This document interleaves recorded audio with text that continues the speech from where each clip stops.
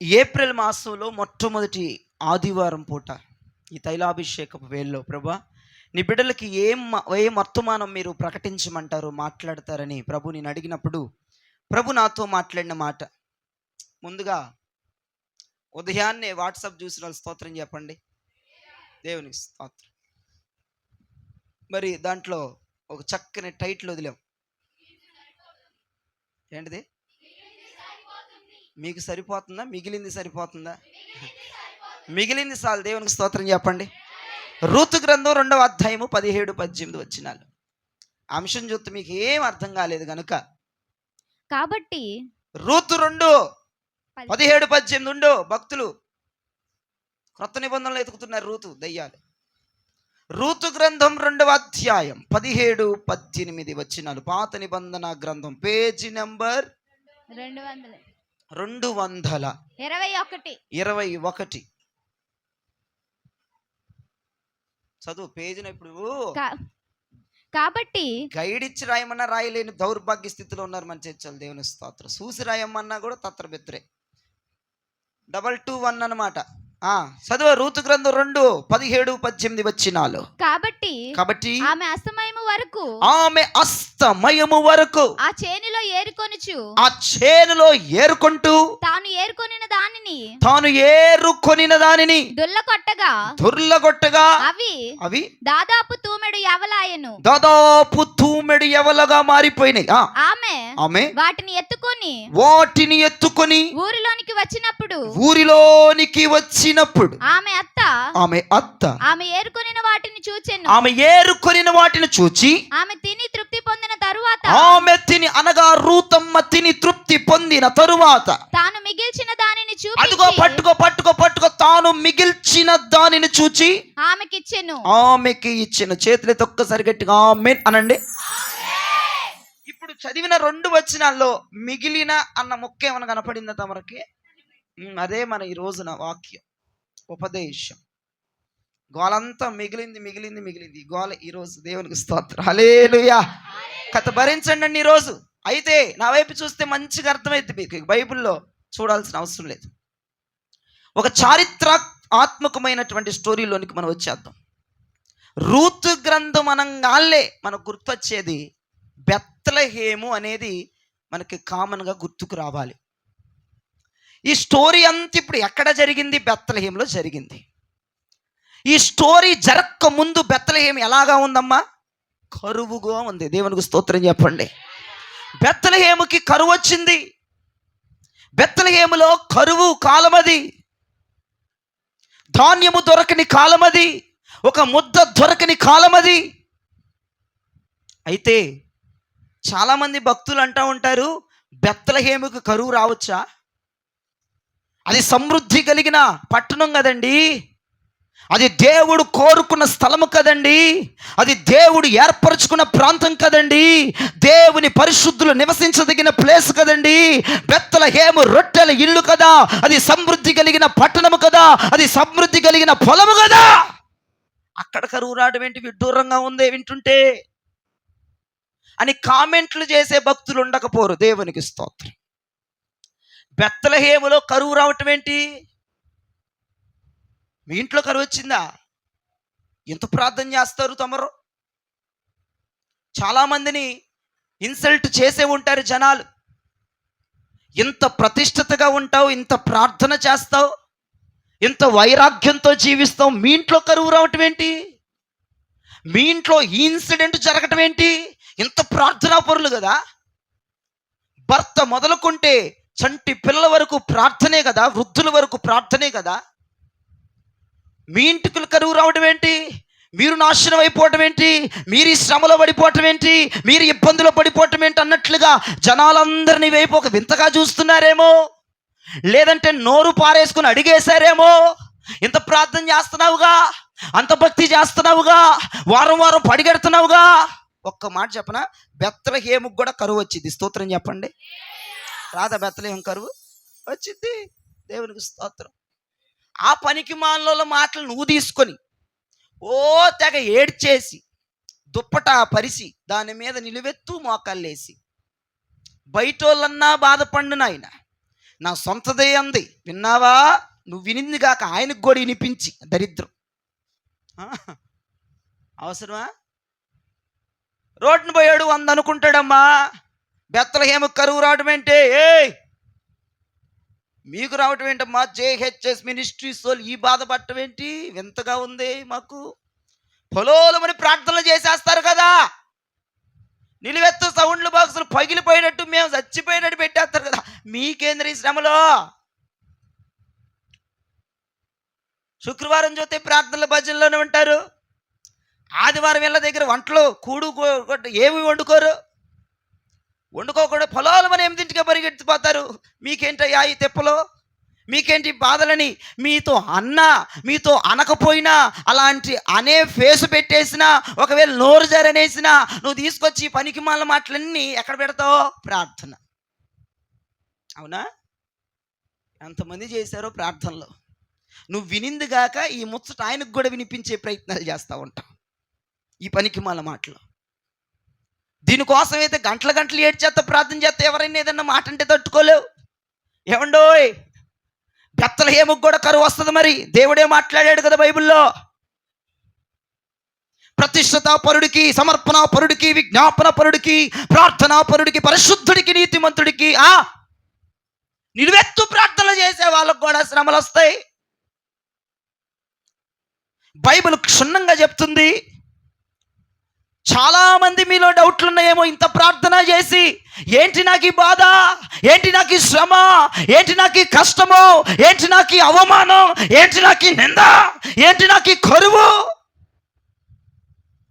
ఎవడో అన్న మాట తీసుకొచ్చి గంటలు దుప్పటా వేసి దాని మీద మోకాళ్ళు వేసి చేతులు ఎత్తేసి బారుని ఏడ్చేసి వాళ్ళ మాటలు దేవుడికి చెప్పేసి దేవుడిని ఇసుకిచ్చేసి. ఒక విషయం చెప్పనా? అపోస్తుడైన పౌలయ్య సముద్రంలో ఓడ మీద ప్రయాణం చేస్తూ వెళ్తున్నాడు. అనుకోకుండా భయంకరంగా సముద్రం మధ్యలో ఓడ పగిలిపోయింది. దేవునికి స్తోత్రం చెప్పండి.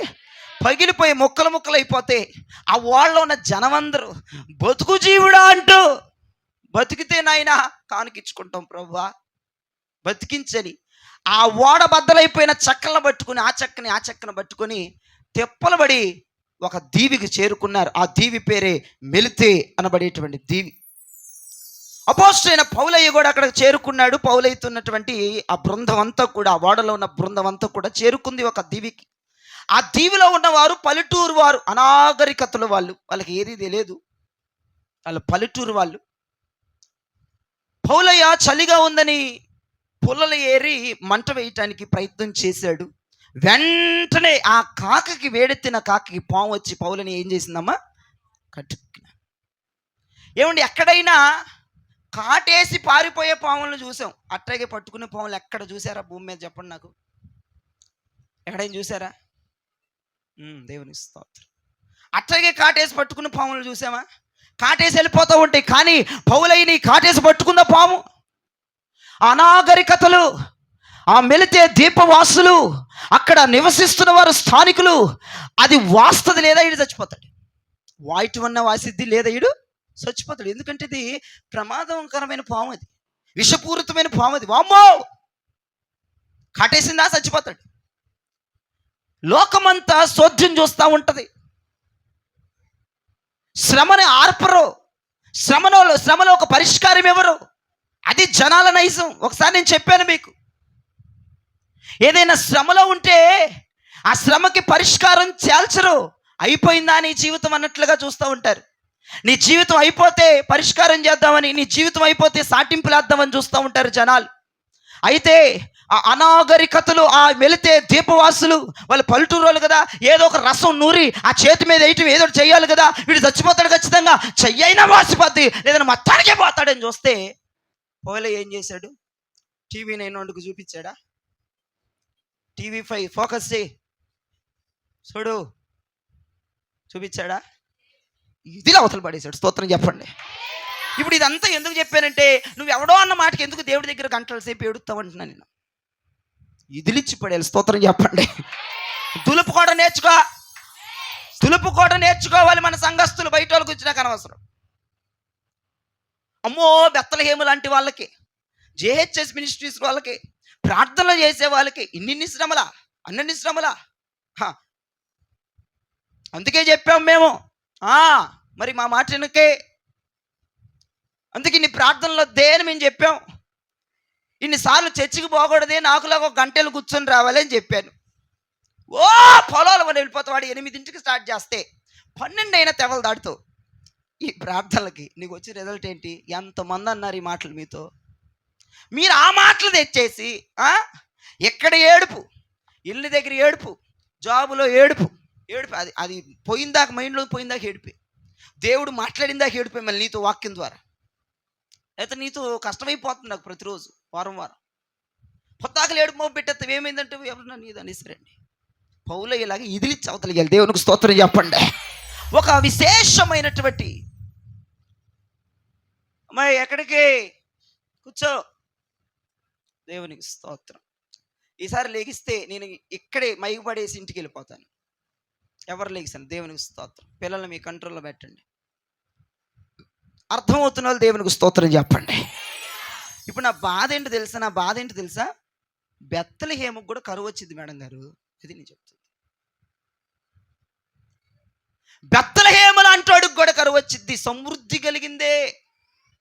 బెత్లెహేము దేవుడు కోరుకుందే. బెత్లెహేము దేవుడు ఆశించిందే. బెత్లెహేము రొట్టెల గృహమే. బెత్లెహేము ఏర్పాటు చేసుకున్న గృహమే.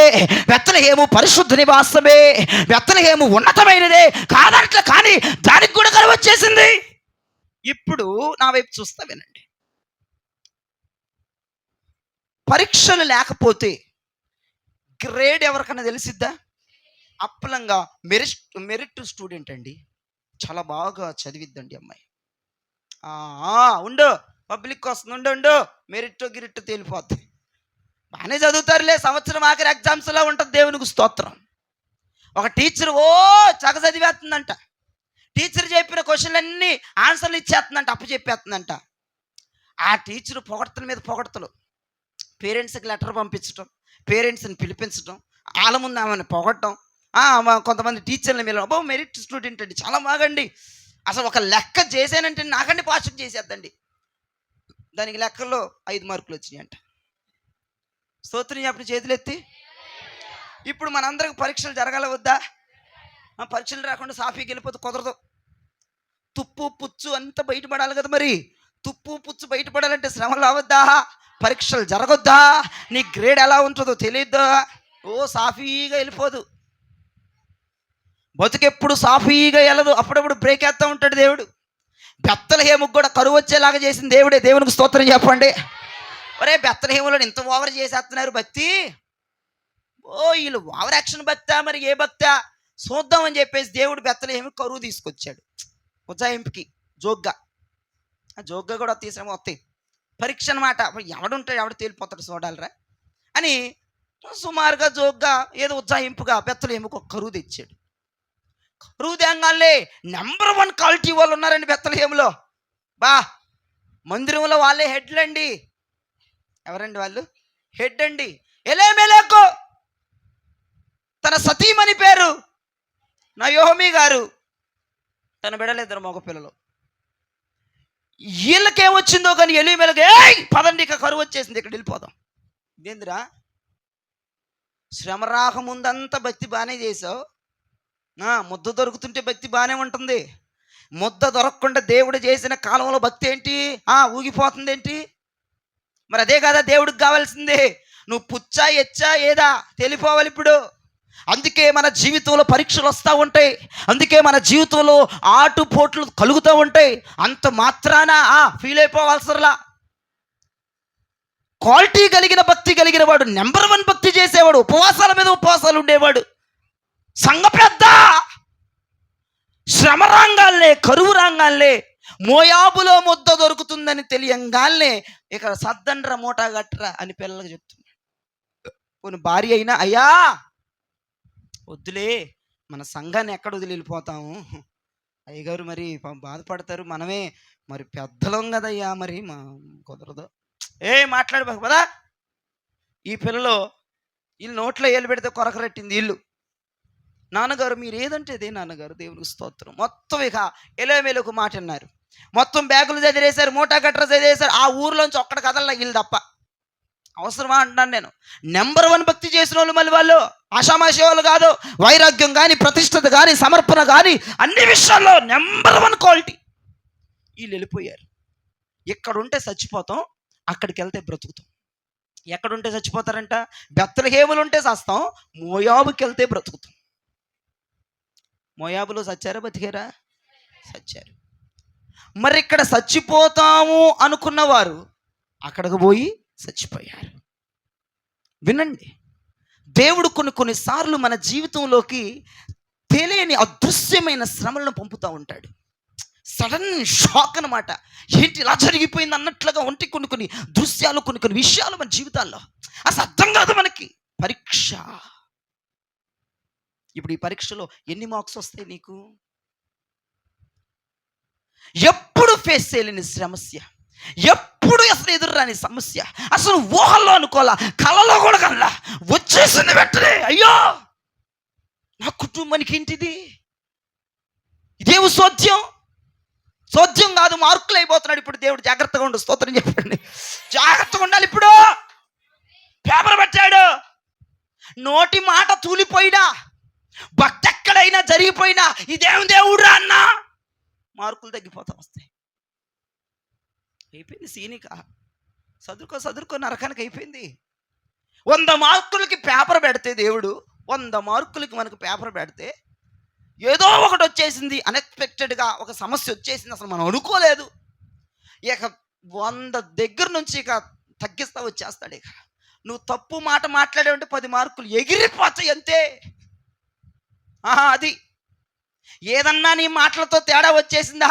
దేవుణ్ణి అనేసావా, సంఘాన్ని అనేసావా, ఏదన్నా తోలనాడేసావా, ఆ సమస్యకు తట్టుకోలేక, ఆ ఇబ్బందికి తట్టుకోలేక నువ్వు దేవుణ్ణన్నా, సంఘాన్నన్నా, దైవజనున్నన్నా అయిపోయింది. 10 మార్కులు పూస్ ఎగిరిపోయినాయి.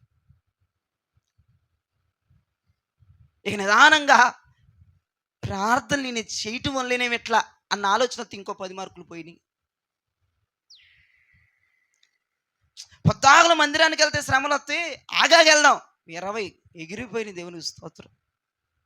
అమ్మా గ్రేడ్ తగ్గిపోతుంది, 0లోకి వచ్చావంటే లగేజ్ గొట్టా గట్రా సర్ది నిన్ను పంపిస్తాడు ఇప్పుడు ఆయన నెక్స్ట్ ప్రోగ్రామ్కి. అయిపోయింది సీను. బెత్లెహేముకు కూడా కరువు వస్తుంది, అది మీరు జ్ఞాపకం చేసుకోవాలి. మనమే పెద్ద ఇది కాదు. రొట్టెలు కలిగిన ఇల్లే, సమృద్ధి కలిగిన ఇల్లు లేని ఒకానొక సమయంలో కరువు ప్రాంతంగా మారిపోయింది. దేవుడే చేశాడు అది. ఎందుకంటే భక్తి బయటపడాలి. ఇప్పుడు ఎవడది బయటపడిపోతే? శ్రమల్లోనే మన భక్తి బయటపడిద్దండి, నిందల్లోనే మన భక్తి బయటపడిద్దండి, అవమానాల్లోనే మన భక్తి బయటపడిద్దండి. అనుకూలంగా ఉంటే అంత బాగానే ఉంటుందండి. అదే ప్రతికూల పరిస్థితుల్లో భక్తి చేయండి, చూద్దాం. నెంబర్ 1గా భక్తి చెయ్యండి. నెంబర్ 1గా చేయాలి భక్తి. అనుకూలంగా ఉన్నప్పుడు ఎలా చేసావో పాయింట్ ఎక్కువ అవ్వాలి, తగ్గకూడదు. ప్రతికూలతలు అలా చేయి, భక్తి చూద్దాం. చెయ్యగలిగిన దమ్ము నీలో ఉందా? అలాంటి గట్స్ నీలో ఉన్నాయా? మాట కూడా తోలకూడదు, మనసులో కూడా చెడు అభిప్రాయాలు రాకూడదు, ఆలోచనలు కూడా చెడు అభిప్రాయాలు రాకూడదు. ఒక శ్రమ వచ్చిందంటే ఇది నా పరీక్ష సమయము. సంవత్సరానికి ఎన్ని నెలలు? 12 నెలలు. సంవత్సరంలో 3 నెలలు బాగుండి 4వ నెల ఏదన్నా వచ్చేసిందంటే పరీక్ష. సంవత్సరంలో 5 నెలలు బాగుండి 6వ నెల ఏదైనా శ్రమ వచ్చిందంటే పరీక్ష. ఎన్ని మార్కులకి బ్రదర్? 100. ఎవరన్నా అడిగారు అనుకో, ఇదేంటి మొన్నటిదాకా బాగానే ఉన్నారు కదండి, పోయినా 4 నెలలు బాగానే ఉన్నారు కదండి, మాకు పరీక్ష పెట్టాడండి యేసు ప్రభు. స్తోత్రం చెప్పండి. ఏం పెట్టాడు యేసు ప్రభు? పరీక్ష. బైబిల్ లాంగ్వేజ్ మాట్లాడాలా, దెమ్మ తిరిగిపోవాలి బయట వాళ్ళకి. పరీక్ష ఏంటి? ఇంటర్, డిగ్రీ, 10th ఏం పరీక్ష? బైబిల్ పరీక్షలు అండి, మీకు తెలియలేండి, వెళ్తాం వందనాలు అని చెప్పేసి వచ్చేయాలి. వాళ్ళకి తెలియదు కదా. ఎన్ని మార్కులు రాస్తున్నాం ఏంటి మరి? 100 అండి. 100 మార్కులకు పరీక్ష అండి. సంవత్సరం అంతా బాగా ఉండాలి ప్రభా, మాకు ఏమీ రాకూడదు ప్రభు అంటే కుదరదు. అనుకూలంగా ఉంటే భక్తి నువ్వేంటి ఎవడన్నా చేస్తాడు. అప్పుడప్పుడు బ్రేక్లు వేస్తా, అప్పుడప్పుడు కొంచెం కరువు తీసుకుంటా, అప్పుడప్పుడు కొంచెం ఏదో శ్రమ అలా మీదేసేస్తా ఉంటే అప్పుడు తేలిపోద్దు. నువ్వు ఎట్లా మాట్లాడతావు, ఎట్లా ఊగిపోతావు, ఎట్లా ఉంటుంది నీ ఆలోచన, నీ మనసు ఎలా ఉంటుంది? అబ్బో నీ నోటి మాట ఎంత మాధుర్యంగా ఉందో, ఇప్పుడు పౌరుమా నీ స్వరము వినగోరుచున్నాను అన్నట్లుగా నీ స్వరం ఆ సమయంలో ఎలాగొస్తుందో, నీ బీపీ పెరిగిద్దా తగ్గిద్దా, షుగర్ లెవెల్ అన్ని కంట్రోల్ ఉంటాయా లేదా అనేవి దేవుడు చెక్ చేస్తాడు. 100 మార్కులకి ఎగ్జామ్ పెడితే ఫెయిల్ అయ్యావనుకో అయిపోయింది సీనిక. క్రైస్తవులకి పరీక్షలు జరగాల వద్దా? జరగాలి. జరగొద్దు అనొద్దు. మన గ్రేడ్ పెరగాలిగా. అసలు మనం ఏ క్వాలిటీ వాళ్ళం, మన మార్కులు ఎంతవరకు వస్తున్నాయి అనేది చూసుకోవాలిగండి. శ్రమలు లేని భక్తి ఎందుకండి నాకు అర్థం కాదు. యేసుప్రభు వారు పరీక్ష పెట్టినప్పుడు 3 నెలలు ప్రిపేర్ అయ్యావు. ఏం ప్రిపేర్ అయ్యావు? పరిశుద్ధత ప్రిపేర్ అయ్యావు. నోటి మాట తగ్గించుకోవాలని 3 నెలలు ప్రిపేర్ అయ్యావు. సమాధాన పడాలని ప్రిపేర్ అయ్యావు. నీతిగా బ్రతకాలని ప్రిపేర్ అయ్యావు. న్యాయంగా ఉండాలని ప్రిపేర్ అయ్యావు. 4వ నెలకే దేవునికి స్తోత్రం. ఏదమ్మా న్యాయం? 4వ నెల ఏది? 3 నెలలు నేర్చుకున్న సబ్జెక్ట్ ఏది ఇక్కడ లేదు? చెప్పలే. ఒక పిల్ల బోర్డు మీద టీచర్ గారు ఒక అంకి రాయంగానే ఇంకొక అంకి ఇదే రాసేద్దంట. అట్లాంటి మెరిట్ స్టూడెంట్ టీచర్ ఎగ్జామ్ పెడితే 100 వచ్చేది. పబ్లిక్ ఎగ్జామ్ 5 మార్కులు అంటే మరి అది మరి ఓవర్ యాక్షన్లో అంతా బాగున్నప్పుడు ఎవడైనా చేసేస్తాడు. ప్రతికూలతలో చేసి చూడండి ఒకసారి. ప్రతికూలతలు అలా ఉండి చూడండి. ప్రతికూలతలో నోరు తూలనాడకుండా, హృదయ ఆలోచనలు తప్పిపోకుండా, నీ ప్రభావాలు తప్పిపోకుండా, నీ ప్రార్థనలు తగ్గిపోకుండా, నీ ఉపవాసాలు తప్పిపోకుండా ఒకసారి చేసి చూద్దాం. పరీక్ష వచ్చినప్పుడు 100కు 100 అటెంప్ట్ చేయి. అది పరీక్ష కాలం అని గ్రహించు. అది పరీక్ష సమయం అని గ్రహించు. అంతేగాని మమ్మల్ని దేవుడు వదిలేశాడు, దేవుడు విడిచిపెట్టాడు, దైవజనుడు కూడా మమ్మల్ని వదిలేశాడు, ఫోన్ కూడా చెయ్యడు, ఇంటికి రాడికి అయిపోయిందా? అయిపోయింది. 100 మార్కులకు 0. అయ్యగారు పొగుడుతారు మిమ్మల్ని. నేను పొగిడేసిన వాళ్ళు కూడా శ్రమ రాగానే 0 మార్కులు, గుడ్డు చూపిస్తారు నాకు. అంతే, ఇదిగోండి అయ్యగారు ఇది వచ్చింది నాకు. 10 రూపాయలు చూసి మోసపోకూడదని దేవుడు పదే బైబిల్లో మాట్లాడుతూ ఉన్నాడు. నాకు పద్దాకలు నేను ఈ విషయం వస్తే అపోస్తులే గుర్తు తెచ్చుకుంటా. వామ్మో వాళ్ళు చేసిన భక్తి అండి, మనకు రావాలంటే ఇంకో తరం ఎత్తాలేమని అనుకుంటాను. నేనైతే నీ ప్రార్థన చేస్తానయ్యా, శ్రమల మధ్యలోనే భక్తి క్వాలిటీగా ఉండాలయ్యా, ఇబ్బందుల మధ్యలో క్వాలిటీగా ఉండాలయ్యా, ఇరుకుల మధ్యలో నా భక్తి నెంబర్ 1గా ఉండాలి. అది మరి పరీక్ష.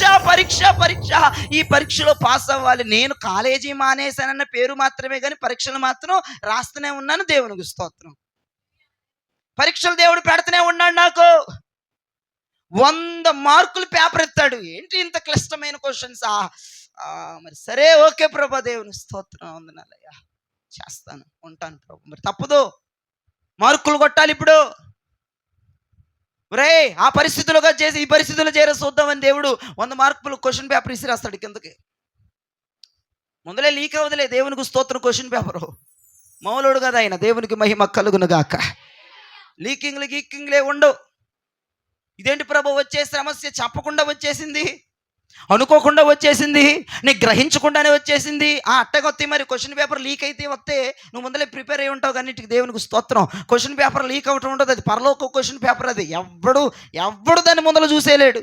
మనకు ఎదురొచ్చే సమస్యలు ఎలా ఉండబోతున్నాయో, రేపు ఏం జరగబోతుందో, ఎల్లుండి ఏం జరగబోతుందో, అది సమస్య మేలా, ఇది ఏంటో మనకు తెలియదు.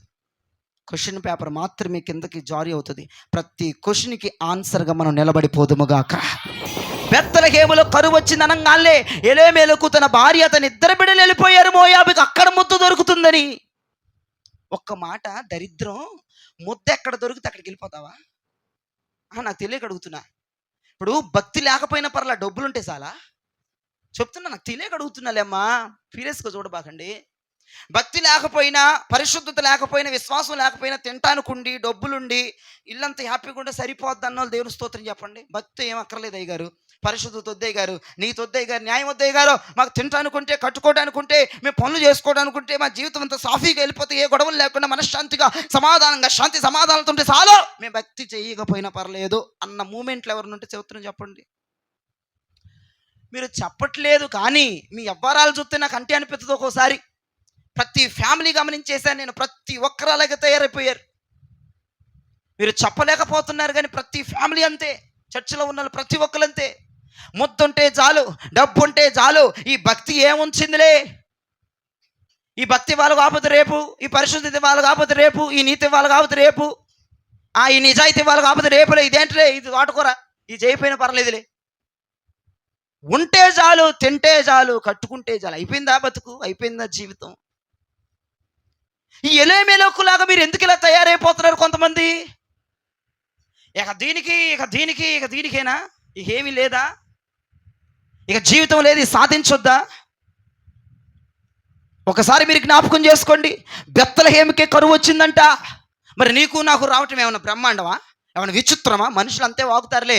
పౌలయ్య పావుని ఇదిలిచ్చినట్టు ఇదిలిచ్చి పడేయాలి. దేవునికి స్తోత్రం. ఎవడి మాటలు పట్టించుకోబాక. నీకు రావటం ఏంటి సమస్య? నాకొస్తే ఒక అందంగా అని ప్రార్థన చేసేదాన్ని, నీకు రావటం ఏంటి? 10 రోజులు శ్రమ కలుగును. శ్రమ ఎన్ని రోజులు కలిగిద్దంట? శ్రమకి లెక్కపత్రం ఉంది, ఆశీర్వాదానికి లెక్కపత్రం లేదు, కృపకి లెక్కపత్రం లేదు, అభిషేకానికి లెక్కపత్రం లేదు, దీవెనకి లెక్కపత్రం లేదు.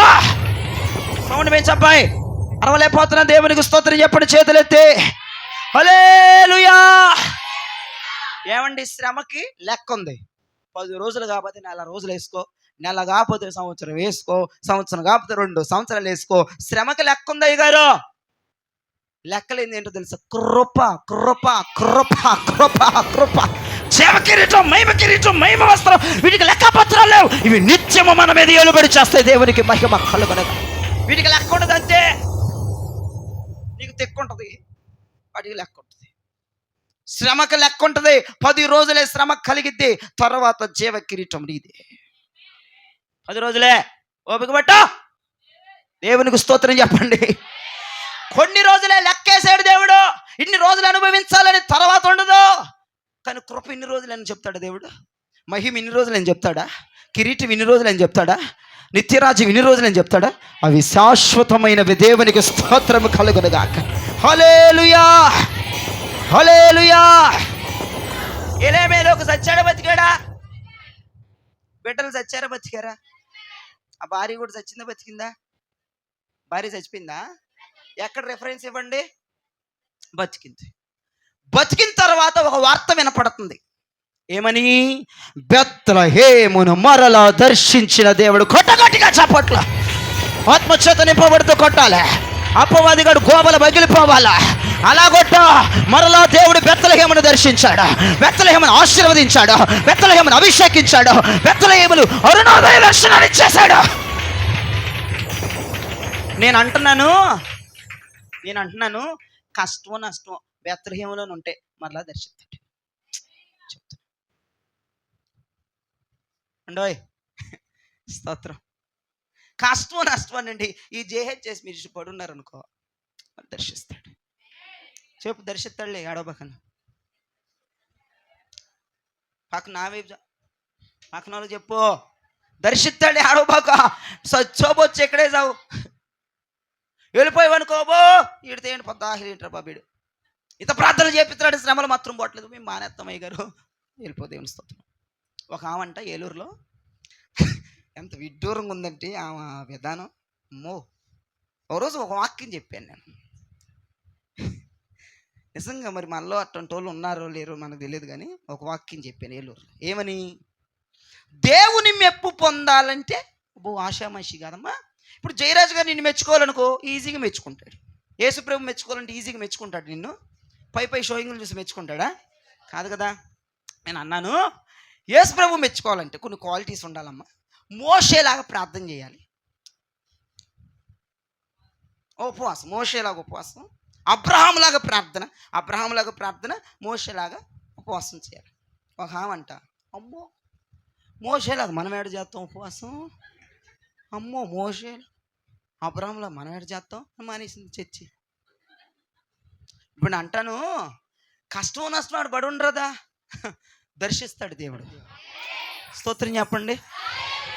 ఆ ఉద్దేశం ఏంటి తెలుసా? అయ్యగారి దగ్గరికి ఇన్ని వారాలు ఇన్ని నెలలు వచ్చేస్తున్నాను. ఏ వారం మానలేదులేండి, దేవుని స్తోత్రం. నేను స్టార్ట్ చేసిన దగ్గర నుండి వస్తూనే ఉంది. 3 నెలల నుంచి 2 నెలల నుంచి వస్తూనే ఉంది చర్చికి మాంట్ల. కానీ ఆమెకి ఇవ్వవలసిన 2 లక్షలు ఇవ్వట్లా. ఇప్పుడు వస్తుంది కదా, మరి జయరాజు గారి దగ్గరకు వస్తుందంటే 2 లక్షలు ఇచ్చేయాలి. మరి ఇప్పుడు ఈరోజు ప్రార్థనకు వచ్చి సోమవారం ఇచ్చేయాలి. ఏమాయ్, ఇప్పుడు ఈరోజు వచ్చావు, నా దగ్గర ఫుల్ పవర్స్ ఉన్నాయి, ఏమనుకుంటున్నారు జనం నాకు అర్థం కావట్లేదు. ఇప్పుడు జయరాజు గారు ప్రార్థనకి వెళ్ళిపోతే సోమవారం 2 లక్షలు వచ్చేయాలి. 2 నెలలు వస్తున్నా 2 లక్షలు రావట్లేదు ఆమెకి అని చెప్పేసేసి ఈ మోషే ఉపవాసం అబ్రాహం ప్రార్థన అనగానే ఈ దగ్గరకు వచ్చిన కానీ శ్రమ పెరిగిపోతుంది తప్ప శ్రమ పోవట్లేదు. ఆ 2 లక్షలు రావట్లేదు, లాయర్కి డబ్బులు పెట్టేస్తున్నాను, కేసు పెట్టేశాను, ఇప్పుడు ఇదంతా వర్కౌట్ అవుతుందని మానేస్తుందంట. ఒక ఆమె ఫోన్ చేసి అడిగితే, అమ్మా మరి అబ్రహాంలాగా ఎక్కడ ప్రార్థన చేస్తాం మనం, వాళ్ళు ఎక్కడ మనం ఎక్కడమ్మా, నేను అట్ట చెప్పలేదు. అలాంటి అనుభవం కావాలి. ఉపవాసాలు ఎట్టబడితే అట్ట చేయకూడదు. మోషే ఒక పర్టికులర్ ఉపవాసాలు ఉన్నాడు, 40 రాత్రులు 40 పగళ్ళు. దేవుని ఉద్దేశాలు తెలుసుకోవడానికి ఉపవాసాలు ఉండాలమ్మా, ఆటికి ఇటు కోసం కాదని చెప్పాడు. దాన్ని ఎలాగ అర్థం చేసుకొని శ్రమలు పోవట్లేదు, ఇక్కడ ఇబ్బందులు మానేసామండి మేము రాం. అది రీసెంట్గా ఫోన్లో కలిసింది, వాళ్ళ తరపున ఎక్కడో ప్రార్థన పెట్టాలంటే వస్తామని చెప్పావు. దేవునికి స్తోత్రం. కాబట్టి కష్టమో నష్టమో బెత్లెహేములోనే ఉండండి, దేవునికి స్తోత్రం చెప్పండి.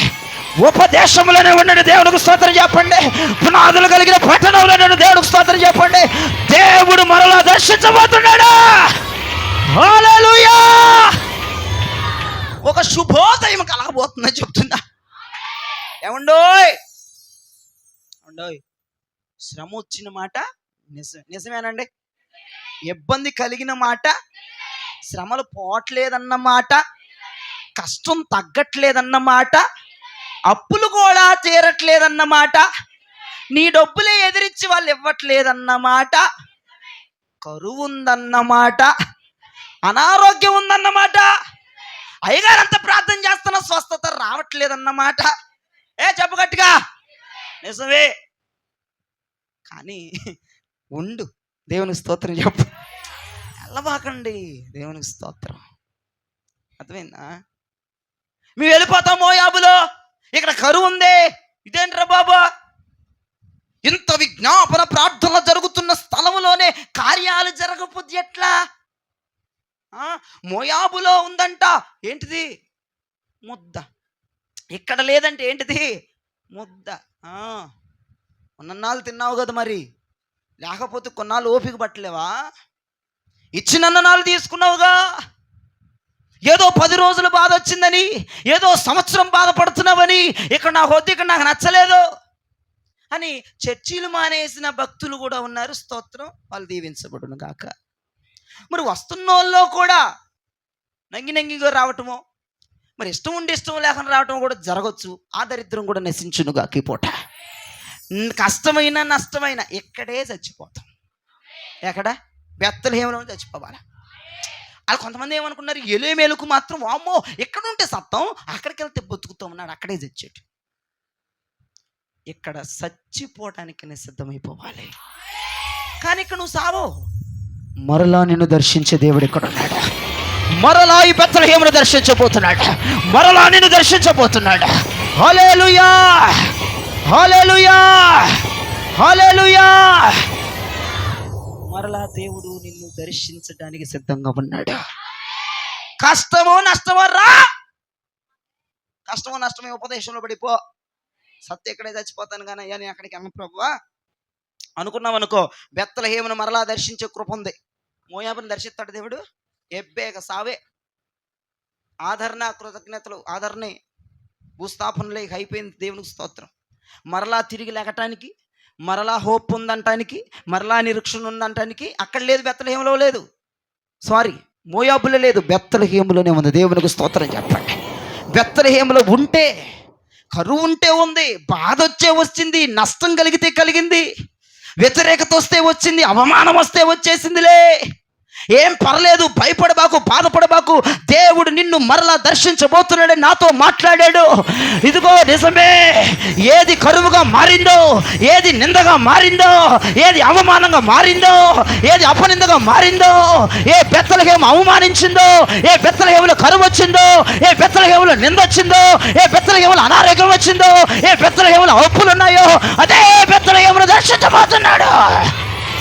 ఇక్కడే ఉండు, ఈ ఉపదేశంలోనే ఉండు, ఈ ప్రతిష్టతలోనే ఉండు, ఈ వైరాగ్యములోనే ఉండు, ఈ కృపలోనే ఉండు, ఈ మహిమలోనే ఉండు. వెళ్ళబాక. స్తోత్రం చెప్పండి. వెళ్ళబాక, కదిలిపోబాక, చదిరిపోబాక, వెనకడుగైబాక. సస్తే ఇక్కడే చస్తావు. సస్తావా నిజంగా? సస్తావా నిజంగా? దర్శించబోయే దేవుడు అన్నాడు. హల్లెలూయా. అన్ని వందల వేల మంది ప్రజలు బెత్లెహేములో ఉంటే ఎలేమెలకు మాత్రం వెళ్ళిపోయేంత సీన్ ఏంటి అక్కడ? మరల ప్రార్థనా పరుడతను, సంఘ పెద్దలలో ఒకవాడు, తన కుటుంబం బెత్లెహేము చర్చిలో ఒక విశేషమైన కృప పొందింది. అయ్యగారు మామూలు ఫ్యామిలీ కాదు, ఆ ఫ్యామిలీనే కరువు రాగానే గడగడ గడగడ గడగడ ఉనికిపోయింది. అనకూడదు అయ్యా, చావు రేవు దింపావుగా మమ్మల్ని ఈ బోధలో, ఇక్కడే చచ్చిపోతాంలే నాయన. కష్టమో నష్టమో ఈ బోధ నేర్పించేసావు, ఈ వాక్యం వినే తత్వం నేర్పించేసి ఇక్కడే చచ్చిపోతావులే. కానీ సావనివాడు దేవుడు ఇక్కడ ఉంటే నీ ఫీలింగ్ ఏంటి? ఇక్కడే సస్తావులేని ఒక మాట అనాలి మనం అంతే, కానీ సావనిస్తాడు దేవుడు. అదే మోయాబు వెళ్ళిపోతే, నీ ఆలోచనలు మోయాబు వెళ్ళిపోతే, నీ ఊహలు మోయాబు వెళ్ళిపోతే, మనిషి మాత్రమే బెత్లెహేములో ఉండి ప్రాణమంతా మోయాబు కింద రెక్కలేసుకుని ఎగురుతూ ఉంటే కుదిరిద్దా? కుదరదు. మనిషి మాత్రమే బెత్లెహేము, శరీరం మాత్రమే బెత్లెహేము, మిగతా ఊపిరి, ప్రాణం, ఆలోచనలు, అవగాహనలన్నీ మోయాబు. ఇక్కడ ఏం జరగట్లా, ఏం రావట్లా, వాక్యం తప్ప, తిట్లు తప్ప ఏం లేవు ఇక్కడ. సీను ఏం కావాలా? దర్శించిందాక ఓపిక పట్టరాదా? దర్శించిందాక ఉండరాదా? నయోమికి వార్త తెలిసింది ఏమని? మరల బెత్లెహేమును దేవుడు దర్శించాడన్న వార్త. కొట్టు గట్టిగా చోపట్లో. మరల బెత్లెహేమును దేవుడు దర్శించాడన్న వార్త తెలిసిన గాల్లే బెత్లెహేముకు తన రూతుననే కోడలను తీసుకుని బయలుదేరిన దేవునికి స్తోత్రం. హల్లెలూయా. దేవునికి మహిమ కలుగునుగాక. ఏం జరిగింది అక్కడికి వెళ్ళంగాల్ని? నన్ను నయోమిని పిలవమాకండి, నేను బుద్ధి లేని దానిగా వెళ్ళిపోయాను.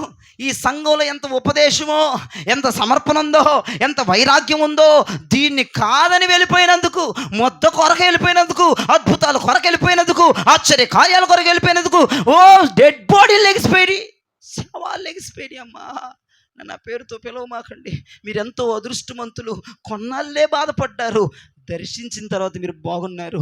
మేము ఇక్కడ ఉన్నా బాగుండేదేమో, మా ఆయన మాటిని వెళ్ళిపోయాం, మా పిల్లల మాటిని వెళ్ళిపోయానమ్మా. మా ఆయన చచ్చిపోయాడు, మా పిల్లలిద్దరు చచ్చిపోయారు, ఇదిగో నా కుమారుడికి చేసినటువంటి అమ్మాయి, ఈ అమ్మాయి కూడా వయసులోనే ఉంది, కుర్రదే పొడుసుదే, చచ్చిపోయారమ్మా. ఎదవరాలైపోయింది. అలాగే అయిపోయింది మా పరిస్థితి. ఈ ఉపదేశాన్ని కాదనుకుని వెళ్ళిపోయినందుకు, ఈ సమర్పణ నాకు వద్దని వెళ్ళిపోయినందుకు, ఈ ప్రతిష్ఠత నాకు వద్దని వెళ్ళిపోయినందుకు, ఇది కరువుగా ఉందని వెళ్ళిపోయినందుకు, ఇది లోటుగా ఉందని వెళ్ళిపోయినందుకు, ఇది అవమానంగా ఉందని వెళ్ళిపోయినందుకు, ఇది తగ్గింపు చేస్తుందని వెళ్ళిపోయినందుకు, ఇక్కడ కార్యాలే జరగట్లేదని నా ఊహలన్నీ ఎటో మోయాబుకి వెళ్ళిపోయినందుకు, ఇంత ఘనకార్యం జరిగిపోయింది, ఇంత చెడు జరిగిపోయింది, ఇంత చెడు వార్త వినాల్సి వస్తుంది. నన్ను నయోమి అని పిలవద్దు, నా పేరు ఈ రోజు మారాని పిలవండి తల్లి, మీకు దండం పెడతాను. అక్కడికి వెళ్ళిన దాకా పరిస్థితి ఏంటి? అత్తయ్య కోళ్ళంటుంది, నేను ఎవని పొలమున వెళ్తానో, ఎవని కటాక్షము నా మీద ఉండునో ఆ పొలంకెళ్ళి కొంచెం పరిగేరుకొని వస్తాను అత్తయ్య అంటే, ఇల్లమ్మని ఆశీర్వదించి అత్తయ్య పంపించింది. ఇప్పుడు మరి బతకాలి అక్కడ. దేవునికి స్తోత్రం చెప్పండి. పొలంలోకి ఎంటర్ అయిపోయింది. అది ఎవరి పొలం ఆమెకు తెలియదు. భయంగా నక్కిగా దాక్కొని ఒక దొంగ మాదిరి ఒక సంచి పట్టుకొని ఆ పొలంలో ఎంటర్ అయిపోయి, ఆ పొలంలో ఆ గోధుమలను తీస్తున్నటువంటి వారి త్రోవలో వెంబడిస్తూ ఉంది, వెనక వెంబడిస్తూ ఉంది. ఒక పని చేసే అమ్మాయిలాగా నెత్తి మీద ముసుగేసేసుకుంది, ఎవరికి తెలియకుండా, అంటే పనమ్మాయిలాగా అలా వాళ్ళు వెంబడిస్తూ ఉంది. అంతలో యజమానుడు వచ్చేసాడు. ఈ అమ్మాయి ఏంట్రా, అమ్మాయి డ్రెస్ కొత్తగా ఉంది, ఎప్పుడు చూడలేదు, పడుచు పిల్ల. యజమానుడు వచ్చాడు. అమ్మాయి ఎవరని ఆ పొలానికి పెట్టినటువంటి అధికారిని అడిగా, ఆమయ్యా ఎలేమెలెకు యొక్క కోడలు, నయోమి కోడలు ఆవిడ. ఇలా జరిగింది పరిస్థితి. బెత్లెహేములో కరువు వచ్చిందని, కొన్ని రోజులు ఏదో కష్టం బాధ వచ్చిందని మోయాబుకి వెళ్ళిపోయారు. ఇలాగుంది వాళ్ళ పరిస్థితి. వచ్చి ఏరుకుంటుందంటే ఆమెకి తన అత్తకి తినటానికి ఒక 2-3 గింజలు సాలు అనుకుని వెళ్ళింది. బోయాజు ఒకడు ప్రకటించాడు వాళ్ళతో, ఏమన్నా తెలుసా? గుప్పిళ్ళు గుప్పిళ్ళు వదిలేయండి అక్కడ. దేవునికి స్తోత్రం చెప్పండి. మీరు కావాలని వదిలేయాలి అక్కడ నోకలు. ధాన్యాలు మీరు ఏం చేస్తారంటే కోస్తా గుప్పిడు, ఒక్కొక్కడు గుప్పిడు వదిలేయాలి. అమ్మాయికి న్యాయం చేయండి మీరు. మరి సీనియర్లు కోపం వస్తుందా రాదా? అయ్యగారు ఫస్ట్ నుంచి ఉన్న వాళ్ళు పట్టించుకోవట్లేదు, ఇప్పుడు వచ్చిన వాళ్ళు గుప్పిళ్ళు అన్నాడు, ఆ దరిద్రం నశించును కాక. ఆమె చెప్పండి గట్టిగా. మాట్లాడకూడదు ఇక మాటలు. మరలా దర్శించాడు లేదా దేవుడు బెత్లెహేముని దర్శించాడు. గుప్పిడు వదిలేండి అన్నాడు. సరే గారు అన్నాడు పనుడు. సరే గారు గుప్పిడు వదిలేస్తాం. అమ్మాయిని పిలిచాడు. అమ్మాయి ఏం పేరు నీది, ఎక్కడి నుంచి వచ్చావంటే చెప్పింది, సంవత్సరం అని చెప్పింది. అయితే ఆ బోయాజు గారు యజమానుడు పేలాలు తింటా, ఆ పేలాలు అమ్మాయి ఒళ్ళు పోసాడు, తిను అని. ఎంత అదృష్టం, స్తోత్రం చెప్పరే. మొదట ఏం అదృష్టం? గుప్పెడు వదిలేమన్నాడు ధాన్యం. రెండోది ఏంటిది? అతడు తినేటువంటి పేలాలు. బోయాజు అండి మామూలుడు కదైనా, ఆ పొలానికి యజమానండి ఆయన. దేవునికి మహిమ కలుగును గాక. పేలాలు ఇచ్చాడు, పేలాలు తింటా ఉంది. అమ్మాయి దాహం వేస్తే ఇదిగో నా వాటర్ బాటిల్, ఇవి తాగన్నాడు. దేవునికి స్తోత్రం. వీళ్ళు తాగు, దేవునికి స్తోత్రం చెప్పడు గట్టిగా. అబ్బాయి ఎంత కృప పొందేసిందండి రూతమ్మ, ఎంత కృప అసలు. మరలా దర్శించిన బెత్లెహేములను ఉండగలిగితే, దర్శించే వరకు ఉపదేశములు ఉండగలిగితే, దర్శించే వరకు ఈ బోధలో ఉండగలిగితే, దర్శించే వరకు ఈ సమర్పణలో ఉండగలిగితే, ఆయన దర్శించే వరకు ఈ ప్రతిష్టతలు ఉండగలిగితే, ఆయన దర్శించే వరకు మందిరములు ఉండగలిగితే, ఆయన దర్శించే వరకు ఆంక్షలలో ఉండగలిగితే, ఆయన దర్శించే వరకు ఉండగలిగితే, నీకు ధాన్యమే ధాన్యము, పేలాలు, నీళ్ళే నీళ్ళు. హల్లెలూయా. ఒకటి కాదు, రెండు కాదు, ఒళ్ళు నలగకుండా వచ్చేస్తుంది. దేవునికి స్తోత్రం. హల్లెలూయా. అమ్మాయి బెదిరిపోతుంది అయింది. సార్ ఓకే సార్, భయపడిపోతుంది, పేలాలు తీసుకోవడానికి భయపడిపోతుంది. అమ్మాయి ఇది ఇగో నా వాటర్ బాటిల్, వాళ్ళే కాదు పనోళ్ళే కాదు, నా ఇదాగు సార్, వదిలే సార్, నా ఇదాగు. ఈ మాటలు నిజంగా నాకు రూతు గ్రంథం అంటే చాలా అభిమానం, చాలా ఇష్టం. దీని మీద ఎప్పుడు వాక్యం చెప్పాలని నన్ను హుషారు ఆగదు. దేవునికి స్తోత్రం. అభిషేకం ఆగదు. ఇంత గొప్ప మేలును పొందారు వాళ్ళు. నేను అంటాను, దర్శించే స్థలంలో ఉంటేనే జరుగుతాయి కార్యాలు. ఏం ఉండకుండా నీ ఊహలన్నీ మోయాబులు ఉంటే జరుగుతుందా కార్యం? జరగదు. ఇక్కడ ఉండి ఇక్కడ పెట్టు మైండ్. శ్రమ ఉందిలే, కష్టం ఉందిలే, ఇబ్బంది ఉందిలే కాదంటలేదు, కానీ ఇది దర్శించే ప్లేస్. దేవుడు గుర్తుపెట్టుకో, అల్లాటప్ప ప్లేస్ కాదు ఇది. కఠినమైన బోధలే కాదనట్లేదు, ఇబ్బందితో కూడిన బోధలే కాదనట్లేదు, కానీ దీన్నే దర్శించబోతున్నాడన్న వార్త విన్నావా ఇప్పుడు ఈ ఉదయం? దీన్నే దేవుడు ఎన్నుకున్నాడు, దీన్నే ఏర్పాటు చేసుకున్నాడు. అసలు ఇది సమృద్ధి కలిగింది, ఈ మందిరమే సమృద్ధి కలిగిందని మనం చెప్పుకుంటాం. కానీ ఈ మందిరంలో కూడా కొంతమంది జీవితాలు సమృద్ధిగా లేకుండా అరకొరగా ఉన్నాయంటే అర్థం ఏంటి? అది పరీక్ష. తట్టుకో, రేపో మాపో దీన్ని దర్శిస్తాడు. దేవునికి స్తోత్రం చెప్ప. నేను దర్శించబోయే దేవుడు రాబోతున్నాడు. అయితేనా మూర్ఖత్వంగా ఏడుస్తూ ఉంటావు, ఇక ఏడుపులని ఎగిరిపోవునుగాక, దుఃఖం తొలగిపోవునుగాక, అవమానం తొలగిపోవునుగాక. పేలాలు ఇచ్చేస్తాడంటే పోయేది మనకి.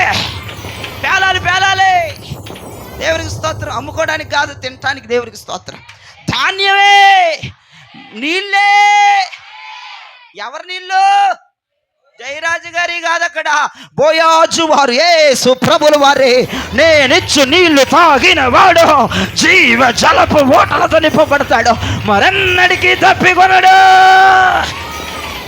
ఆయన ఇచ్చేస్తాడు నీళ్ళు, ఆయన తాగే నీళ్ళవే. పరిశుద్ధాత్మ దేవుని దాహము తీరుస్తాడు మనకి.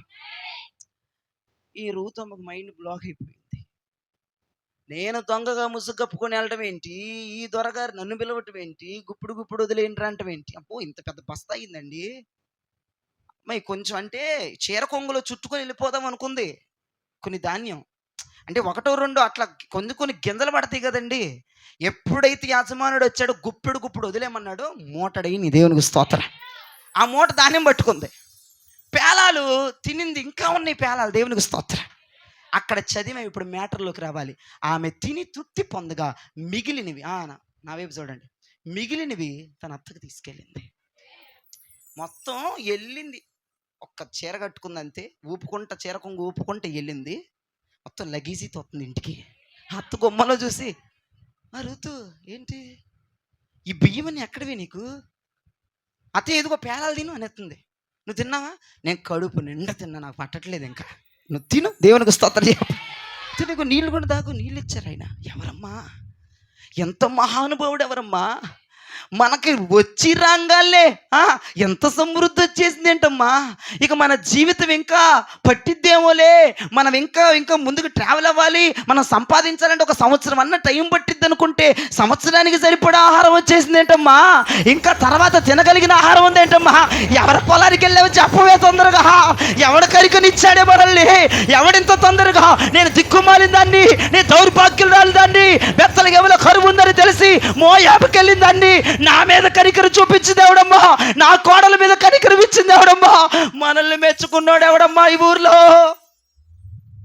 అత్య, ఆయన ఎవరో బోయాజ్ అంట. అత్య, బోయాజా రావే, మన సమీప బంధువుడే అయినా, మన విమోచకుడే, మన విడిపించేవాడు. ఆయన మామూలు కాదు, ఆయన పాదాల దగ్గరికి వెళ్ళిపో. మళ్ళీ ఒకసారి ఆయన దగ్గరికి వెళ్ళా. దేవుడికి మహిమ కలుగును గాక. విమోచకుడు వద్దకు వెళ్ళిపోయావు నువ్వు, మన సేద తీర్చేవాడి దగ్గరికి వెళ్ళిపోయా. ఇక మన బ్రతుకుల్లో శుభోదయమే, అరుణోదయమే, వెలుగులే, ఆకాంక్షలతో కూడిన అభిషేకంతో కూడిన బ్రతికే మంది. అమ్మో మళ్ళీ తగిడాడి రుత. మన సమీప బంధువుడైన బయటోడు కాదు. దేవునికి మహిమ కలుగును గాక. న్యాయమును చెయ్యదగిన వాడైనా, సేద తీర్చేటట్లు చేయగలిగిన వాడు, ఆ పొదలలో ఉన్న వాడిని ఆదుకోగలిగిన వాడి దగ్గరికి వెళ్ళావమ్మా నువ్వు. దేవునికి మహిమ కలుగును గాక. అత్తయ్యా, నేను తిన్నాను, ఇదిగో నీకు కూడా తెచ్చాను. నాకు పంపించింది ఎవరమ్మా? నేను ఎలాంటిదన్నమ్మా? ఈ ఉపదేశం కాదనుకు వెళ్ళిపోయానమ్మా. ఈ ప్రతిష్టతలో ఉండలేనని నా ఆలోచనలని మారిపోయినాయి. ఈ సంఘము నాకు అవసరం లేదు, ఈ బోధన నాకు అవసరం లేదు. మోయాబే నాకు నచ్చింది, బయటపోయే నాకు నచ్చింది, అద్భుతాలే కావాలి, ఆశ్చర్యం కావాలని వెళ్ళిపోయి ఇలా చేసిన దానికి ఆహారం పంపించింది ఎవడే? పోయాచు.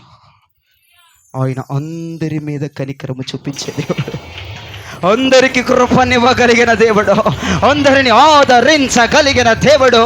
నేనంటాను, ఈ ప్లేసు దేవుడు దర్శించే ప్లేస్ ఇది. ఇక్కడే మన జీవితాలు ప్రాణార్పమైపోవాలి. దేవునికి స్తోత్రం చెప్పండి. కష్టమైన ఇక్కడే, నష్టమైన ఇక్కడే, శ్రమైన ఇక్కడే, రోగమైన ఇక్కడే, కరువైన ఇక్కడే. మనిషి ఉండాలి, ఆత్మ ఉండాలి, ప్రాణము ఉండాలి. 3 ఒక దగ్గర ఉండాలి. మనిషి ఒక్కటే ఇక్కడ వద్దు, ఆత్మ కూడా ఉండాలి, ఆలోచన కూడా ఉండాలి, మనస్సు కూడా ఉండాలి. హల్లెలూయా, హల్లెలూయా. దేవుడు దర్శించబోతున్నాడు నిన్ను. శ్రమ ఎప్పుడు? 10 రోజులే, 4 రోజులే, 3 నెలలే, 4 నెలలు అయిపోయింది సీను. శ్రమకి కౌంట్ పెట్టాడు దేవుడు. కృపకి పరిమితి లేదు. అక్కడ నిత్య జీవమునకు పరిమితి లేదు. శ్రమకు మాత్రం లెక్క ఉంది. ఖచ్చితంగా ఆ రోజుకి ఆ శ్రమ పోవాల్సిందే, ఆ డేకి ఆ శ్రమ, దరిద్రం, కీడు వెళ్ళిపోవాల్సిందే. నేను అంటాను, ఆమె తిని తృప్తి పొందగా మిగిలిన దాంతో తన అత్త కూడా తినింది. ఇంకా ఉన్నాయంట. స్తోత్రం చెప్పండి. అందుకే నేను మెసేజ్ టైటిల్ పెట్టా, మిగిలింది సరిపోతే. నా దేవుడు మనకి మిగిల్చబోతున్నాడు, మిగిలేటట్లు చేయబోతున్నాడు. ఎక్కడ ఉండాలి? ఆమేనంటే కుదరదు, బెత్లెహేములో ఉండాలా. ఆశీర్వాదాలు అప్పుడే కాదమ్మా, కరువైనా, పోయిన వారమే పాడింది నేను, ఇక్కడే ఉండాలి. ఈ ఉపదేశంలోనే ఉండాలి, ఈ మారు మనసులోనే ఉండాలి, ఈ ప్రతిష్టతలోనే ఉండాలి, ఈ వైరాగ్యములోనే ఉండాలి, ఈ కృపలోనే ఉండాలి. ఎక్కడికి వెళ్ళకూడదు. ఈ మేఘం కింద ఉండాలి తమరు, ఈ అగ్ని కింద ఉండాలి తమరు. ఎన్నొచ్చినా ఇక్కడే పడిపోవాలా? మరి కుదరదు. ఈ దర్శించే ప్లేస్ అయ్యే. ఇప్పుడు కాకపోయినా రేపైనా బతికి బట్ట కొడతామన్న ఒక హోప్ ఉండ ప్లేస్ ఇది. ఈ రోజు కాపోయినా రేపైనా సాక్ష్యం చెప్పుకుంటామన్న హోపు కలిగిన ప్లేస్ ఇది. అది మోయాబు అయితే హోపు లేదు, ఏది లేదు అక్కడ. సరే, కాబట్టి మీకు ఏమర్థమైందో నాకు తెలియదు, కానీ నయోమిలాగా బుద్ధి వచ్చిన వారికి లాగా బెత్లెహేములోనికి మరలా మన ఆలోచనలు, మన మనస్సు, మన ప్రాణం, మన ఆత్మ వచ్చేయాలి. ఇక శరీరం మాత్రం ఇక్కడ వదిలేయడం కాదు, అన్నీ వచ్చి ఇక్కడ సమకూర్చుకోవాలి. దేవునికి స్తోత్రం చెప్పండి. హల్లెలూయా. బెత్లెహేమును దేవుడు దర్శిస్తాడన్నమాట. నిజమా అబద్ధమా? ఖచ్చితంగా. ఒకప్పుడు నేను అవమానించింది ఇదే ప్లేస్లో, నిందొచ్చింది ఇదే ప్లేస్లో, కరువు అనుభవించింది ఇదే ప్లేస్లో, దరిద్రం అనుభవించింది ఇదే ప్లేస్లో, కష్టం అనుభవించింది ఇదే ప్లేస్లో, ఇదే మందిరంలో ఈ బోధలు వింటూనే. విను విను విను విను ఇప్పుడు వీళ్ళు మారిపోతుంది లెవెల్ ఇప్పుడు. ఎందుకంటే దేవుడు నిన్ను దర్శించడానికి ససిద్ధముగా ఉన్నాడని నాకింటి దగ్గరే దేవుడు కబురు పంపించాడు. కొంతమంది బిడ్డలు నేను దర్శించబోతున్నాను. JHS మినిస్ట్రీస్ని దర్శించబోతున్నాను. బలవంతుడిగా నేను పని చేయబోతున్నాను. అందరినీ దర్శించబోతున్నాను. నిందలు తొలగిపోబోతున్నాయి, అవమానాలు తొలగిపోబోతున్నాయి, ఉపద్రవాలు తొలగిపోబోతున్నాయి, శాపాలు తొలగిపోబోతున్నాయి, దరిద్రాలు తొలగిపోబోతున్నాయి. యేసు నామములో కార్యాలు జరగబోతున్నాయి.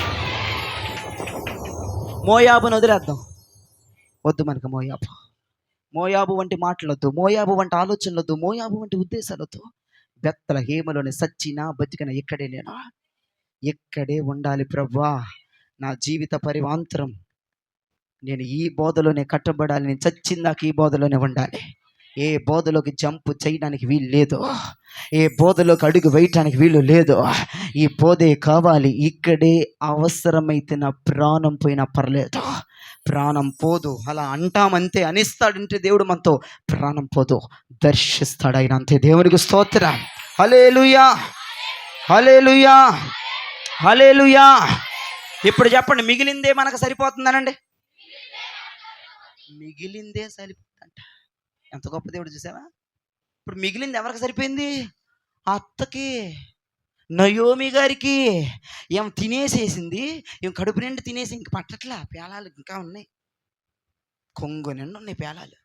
తీసుకెళ్ళిపోయింది, బియ్యం బస్తా ఆడ పడేసింది, పేలాలు అత్తకు పెట్టేసింది, ప్లేట్లు వేసి ఆమె తినేస్తుంది. మీకు నా చాలే, ఇంకా ఉన్నాయి. దేవునికి స్తోత్రం చెప్పండి. ఆ మిగిలినయే ఆమె తిన్నా ఇంకా ఉన్నాయి. అలా మిగిలిస్తాడు దేవుడు మన జీవితాల్లో. దర్శించే ప్లేసులు ఉండు, దర్శించే ప్లేస్కి సమర్పించేసుకో. ఒక్క ముక్క అర్థం చేసుకోండి, బెత్లెహేముకు కూడా కరువు వచ్చింది. మరి ప్రార్థనా పరులకు కూడా కరువులు వస్తాయి, నొప్పులు వస్తాయి, బాధలు వస్తాయి, ఇబ్బందులు వస్తాయి. అంత ఆశ్చర్యపోవాల్సిన అవసరం ఏమి. మరలా దేవుడు దర్శిస్తాడు, అప్పుడు చూద్దురు కానీ వాళ్ళ మాటలు. అప్పుడు నిలబడడం వాళ్ళ ముందు దేవునికి స్తోత్రం. మరలా దేవుడు మన దర్శించేది ఖాయం, నిలబెట్టేది ఖాయం, లేపేది ఖాయం, ఘనపరిచేది ఖాయం. అప్పుడు అని నన్నోరు మూసుకుంటాడు. నువ్వేమి ఏడవమాక, పౌలయ్య పావు చేతికి పట్టినట్లు ఇదిలిచ్చినట్లు ఇదిలేసి ఎవ్వడ మాటలు పట్టించుకొని అదంతా తెచ్చి గంటలు గంటలు ఏడిసి దేవుడిని ఏడిపించేసేసి దేవుడికి చెప్పేసి ఆ సోద ఏం చేయమాక, ఎవ్వడ మాట పట్టించుకోమాక. దేవుడు మరలా దర్శిస్తాను అని మాట్లాడుతున్నాడు కదా. ఈ కరువు, ఈ కాటకం, ఈ ఉపద్రవం, ఈ విధానాలు ఏమి ఉండవు ఇక మన రేపటి రోజున. ఎందుకంటే దర్శించే ప్లేస్లోనికి మనం వచ్చేసాం, కృప చూపించే ప్లేస్లోకి వచ్చాం, సేద తీర్చే ప్లేస్లోకి వచ్చేసాం, కృపలో నిలబెట్టే ప్లేస్లోకి వచ్చేసాం. మిగిలిందే ఎక్కువైపోయిందంట నయోమికి. దేవుని స్తోత్రం చెప్పండి. మిగిలింది తెచ్చిందా అదే ఎక్కువైపోయిందంట. అలా దేవుడు మీ కుటుంబాన్ని ఆశీర్వదించునుగాక. రెండవ రాజుల గ్రంథం 4వ అధ్యాయం 7వ వచనం. ప్రతిదీ కూడా మిగిలిందని చూపిస్తాను నేను, అది పట్టుకోవాలి. ఆగా పేజీ నెంబర్ చెప్పు. 309వ పేజీ, పాత నిబంధన గ్రంథం, 2వ రాజుల గ్రంథం 4:7. ఆమె దైవజనుడైన అతని యొద్దకు వెళ్ళి సంగతి తెలియచెప్పగా, సంగతంతా చెప్పేసింది. అతడు నీవు పోయి ఆ నూనెను అమ్మి. నా వైపు చూడు, మ్యాటర్ అంతా తెలుసుగా మనకు. అదంతాను ప్రవక్తల శిష్యుల్లో వాళ్ళ భర్త చనిపోయాడు. ప్రవక్త అండి ఆయన, వాళ్ళ భర్త. దేవునికి స్తోత్రం చెప్పండి. ప్రవక్త కింద ఉన్నాడు, ప్రవక్త కింద మెలిసినాడు, చచ్చిపోయాడు.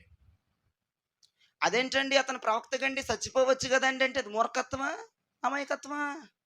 మూర్ఖత్వం అది. ప్రవక్తకు కూడా సావొస్తుందా రాదా? అభిషక్తుడు కూడా సత్తాడా సావిడా? ఏంట్రా బాబు లోకం మాటలు పట్టించుకుంటావు నువ్వా? ప్రవక్త కదండి, మరి ఎట్ట చచ్చిపోయాడు అంటారు?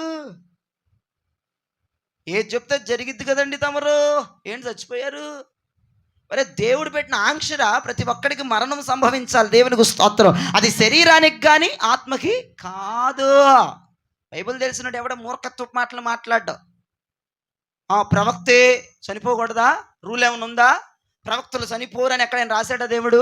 ప్రవక్తల శిశులు సావరో, వాళ్ళు యుగ యుగాలు బతికే ఉంటారని ఎక్కడ ఉందా? ఏమీ లేదు అక్కడ. ప్రవక్త శిశులో చచ్చిపోయాడంట. అలా ఆయన వచ్చేసింది. అయ్యా అయ్యా అయ్యా మీకు తెలుసు అయ్యా, మా ఆయన ప్రవక్తల శిశులో ఒకడయ్యా, మా ఆయన ఇలా ఉంటాడు అలా ఉంటాడు, మా ఆయన పెరిదయ్యా అంటే అవునమ్మా ఏమైంది? చచ్చిపోయాడయ్యా, అప్పులు ఎక్కువైపోయినాయి అయ్యా, మరి గుండెపోటుతో తెచ్చాడు, ఆలోచించి తెచ్చాడు, కొన్ని లక్షలు అప్పులు అయిపోయినాయి అయ్యా, చచ్చిపోయాడు. మరి ఇప్పుడు అప్పులోళ్ళు దయగలిగిన వాళ్ళు కాదు, కనికిరాపరులు కాదు. మనుషులు ఎలాంటి వాళ్ళు తెలుసా? సచ్చిన శవాన్ని పీక్కు తినేవాళ్ళు మనుషులు. మనుషులు అంటే అంతేనండి, ఎవడైనా అంతే. వాళ్ళు అది కాదండి, వాళ్ళు ఇది, అందరంతే. దేవునికి స్తోత్రం చెప్పరే మీరు? ఒప్పుకోవాలంతే. మనుషులు చచ్చిన శవం మీద పీక్కొని తింటారు. ఆఖరికి చచ్చిన శవం మీద బంగారం కూడా ఇప్పుడు ఈ రోజుల్లో అంట 1-2 విన్నాను, పంచుకునేటువంటి సిస్టంలో వెళ్ళిపోయాలంట. ఈ సౌలీలు నాయి, దుద్దులు నాయి, ఇది అమ్మో. చచ్చిపోయిన శవంకి బేరాలు ఏంటారు నాయన? ఆ బంగారంగా బేరాలండి, దరిద్రం. బిడ్డలు కొడుకులు ఆ శవాన్ని కదలనీయట్లేదంట. ఇది తేలితే కానీ తీసుకెళ్ళలేము శవం. అందరూ అండి తిట్లే. ఏంటి అసలు ఇది? చచ్చిపోయిన శవం మీద కూడా ఆ బంగారాన్ని వంతులు వేసుకోవటం పిల్లలు. అంత భయంకరమైపోయారండి మనుషులు. అప్పులలో వచ్చారు. భర్త నిన్నేగా చనిపోయింది, కొంచెం 1 నెల టైం ఇవ్వడము, 1 సంవత్సరం టైం పెట్టడము, 1 6 నెలలు టైం పెట్టడం. నువ్వు డబ్బు ఇస్తావు ఇవ్వా? ఇదిగో పత్రాలు, మీ ఆయన సంతకం పెట్టాడు, కనపడుతుందా? టీవీ ఎత్తుకుపోయారు ఒక రోజు వచ్చి ఒకడు. టీవీ ఎల్ఈడి కాదు. ఇంకో రోజు అయితే బీరువా ఎత్తుకుపోయాడు ఇంకోడు. ఇంకో రోజు ఫ్రిడ్జ్ ఎత్తుకుపోయాడు. స్తోత్రం. ఇంకో రోజు డబల్ కట్. పాపం ఆ లైన్ చనిపోయే ముందు కొన్నాడు. ఇది మరి అప్పు కట్టుకోవచ్చు, ఆయన అప్పు కట్టుకోకుండా మంచం కొన్నాడు, అది ఎత్తుకుపోయారు. దేవుని స్తోత్రం. ఆఖరికి మొత్తం ఎత్తుకుపోయారండి. ఇంకో రోజు ఇంకోటి అప్పుడు వచ్చాడు. ఆ నూనెకుండా ఎత్తుకుపోతుంటే అడ్డుపడిపోయింది. మీకు ఏమనిపించాలనిపించట్లేదు? ఇప్పుడు చప్పట్లు కొట్టాలనిపించట్లేదు, స్తోత్రం చెప్పాలనిపించట్లేదా? నూనెకుండా ఎత్తుకెళ్ళిపోతుంటే అడ్డుపడిపోయింది. బీరువా ఎత్తుకెళ్తుంటే అడ్డుపడలేదనండి. బంగారం ఎత్తుకెళ్ళిపోతుంది, వెండి ఎత్తుకెళ్ళిపోతుండే, బీరువా, ఫ్రిడ్జు, వాషింగ్ మిషను, అద్దం, మేకప్ కిట్లు, ఇంకేం చెప్పు? ఇంకేం లేవు మీ ఇంట్లో? మిక్సీలు, గ్రైండర్లు, పొయ్యి, గ్యాస్ బండ్లు, ఏమి అడ్బల్లా. నూనె కొండకు మాత్రం నా ప్రాణం అన్న తీసేయండి, కానీ అది తీసుకెళ్ళద్దయ్యా మీరు. ఇదంతా దేవునికి స్తోత్రం చెప్పరే. హల్లెలూయా. అడిగాడు ఎవడు? ఎలీషా. అమ్మా మరి ఏముందంటావు? అన్నీ వెళ్ళిపోయినాయి, ఒక్క నూనె కొండ కాపాడుకున్నానయ్యా. అదే ఉందయ్యా, అది కూడా ఒక దుర్మార్గుడు పాపిష్టోడు ఎత్తుకెళ్ళిపోతాం చూసాను. నేను ఇవ్వలేదయ్యా, నేను ఇవ్వలేదమ్మా, ఇవ్వలేదు. ఏంటిదా నూనెకుండా? భక్తి ఇవ్వలేదయ్యా నేను. అయ్యా నా సమర్పణ వదులుకోలేదయ్యా, అయ్యా నా ప్రతిష్ఠత వదులుకోలేదయ్యా, అన్నీ పోయినాయి అయ్యా. ఇదిగో అనుకునే ఉందయ్యా, ఈ భక్తే ఉందయ్యా, ఈ విశ్వాసమే కాపాడుకున్నానయ్యా. ఇది కూడా ఎత్తుకెళ్ళిపోవడానికి చూశాడు, నేను వెళ్ళనివ్వలేదయ్యా. చాలే బాబు, శబాష్ అన్నాడు. నెంబర్ 1 కాపాడుకున్నావే బాబా.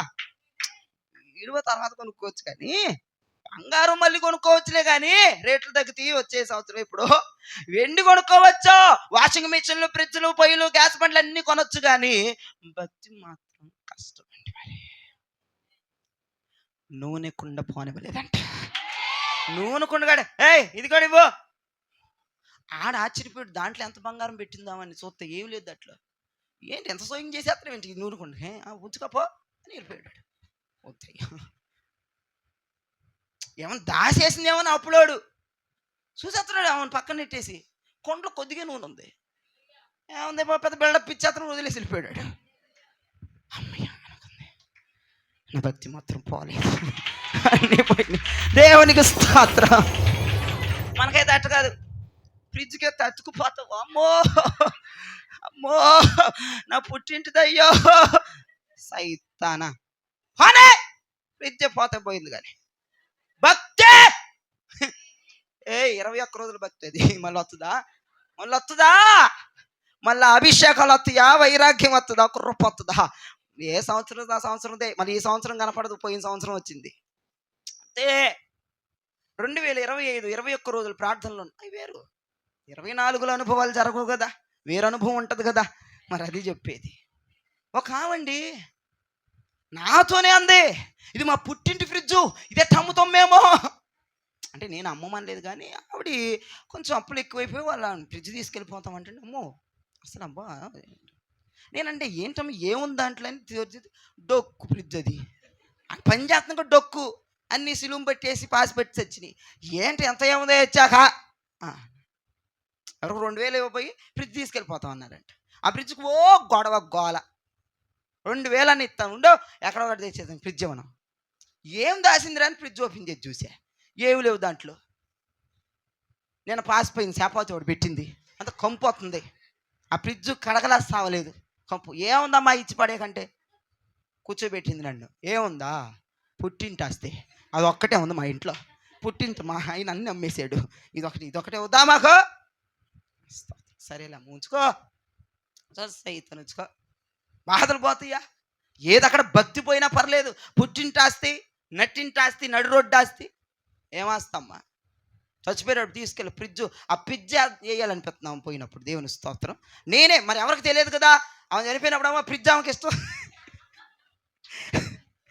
దేవునికి మరి ఎవరికి తెలియదు, నాకే చెప్పింది సీక్రెట్ ఆ కంపు ఫ్రిడ్జ్ని. దేవునికి స్తోత్రం. హల్లెలూయా చెప్పండి చేతులు ఎత్తే. ఎలాంటి మాటలు చెప్తే నచ్చనండి నేను, అందుకే ఎవరికి నచ్చనేట మాటలు చెప్తాను. మా అమ్మని ఎవరు మానేస్తారా అయ్యగారు, మా పుట్టింట్లో వాళ్ళని మానేస్తారా? అవమానం కాదు, అనుమానం కాదు, ఏమీ కాదమ్మా, మాయరోగం కాదు. కానీ చెప్తున్నా, ఇప్పుడు రేపు చనిపోవాలి, చనిపోకూడదు, ఆవిడ బతకదు కదా, దేవుడు ఇచ్చినంత ఆయుష్ ఉంటుంది, చనిపోద్ది. అప్పుడు అందరు బహిరంగ ఉంచని ఫ్రిడ్జ్ డోర్లో కట్టి పంపించండి అయ్యా, దెయ్యం ఇక్కడే ఉంటుంది ఫ్రిడ్జ్ అయ్యా బాబా. మరి అది నేను చెప్పాలి, అక్కడికి వెళ్ళి చెప్తాను ఆ రోజున. ఆ ఫ్రిడ్జ్ ఉంటే కనుక దేవునికి స్తోత్రం ఉంటుంది. లేకపోతే ఫ్రిడ్జ్ కట్టకపోతే మళ్ళీ దయ్యమై ఫ్రిడ్జ్లో ఉంటే అది పెద్ద ఆ ప్రాంతానికి హడరెత్తిపోద్ది కదా. దేవునికి స్తోత్రం. ఇది వాస్తవం అండి. వాళ్ళ పేర్లు చెప్పండి, నేను పేర్లు చెప్తే మీకు అర్థమైపోద్ది. నేను పేరు చెప్పను, పేరు చెప్తే మీకు గ్రహించేస్తారు. మీరు ఇంటెలిజెంట్ మైండ్ కలిగిన వాళ్ళ మనసంగ బిడ్డలే. కానీ దేవుని స్తోత్రం, అది మీరు జ్ఞాపకం చేసుకోవాలి. మిగిలింది మనకు సరిపోద్దానండి. ఖచ్చితంగా దేవునికి మహిమ కలుగునుగాక. ఇప్పుడు నూనెకుండా అది కాపాడుకుంది, అడ్డుపడిపోయింది. షబ్బాష్ అన్నాడు ఎలీషా. షబ్బాష్, మంచి నెంబర్ 1 కాపాడుకున్నావు నువ్వు. ఇప్పుడు భక్తి ఉంది, విశ్వాసం ఉంది, వైరాగ్యం కాపాడుకున్నావు, ప్రతిష్టత కాపాడుకున్నావు, అన్నీ పోయినాయి. ఇవే ఉన్నాయి, ఈ నూనెకుండే ఉంది. ఇప్పుడు వెళ్ళి ఊర్లో అన్ని ఖాళీ కొండలు తెచ్చి ఈ కొంచెం నూనె వాటిలో పోస్తా ఉండన్నాడు. ఆమెకి మైండ్ పోయింది, ఇదేంటి నెట్ చెప్తున్నాడని. సరేలే చేసి చూద్దాంలే అని చెప్పి ఊర్లో కొండలన్నీ తెచ్చారు పిల్లలు. తెస్తే ఈ కొంచెం నూనె పోస్తుంది, ఈ కొంచెం నూనె ఈ కొండలో పోతుంది, కొండంతా నిండిపోతుంది. మళ్ళీ కొండలో చూసుకుంటుంది, ఇదేంటిరా బాబా. మరి రెండో కొండలో, ఈ కుండలో చూస్తే నూనె ఉంది, ఆ కొండ నిండిపోతుంది, ఈ కొండ నిండిపోతుంది, ఈ కొండ అన్ని కొండలు తెచ్చిన 100 కొండలు నిండిపోయింది.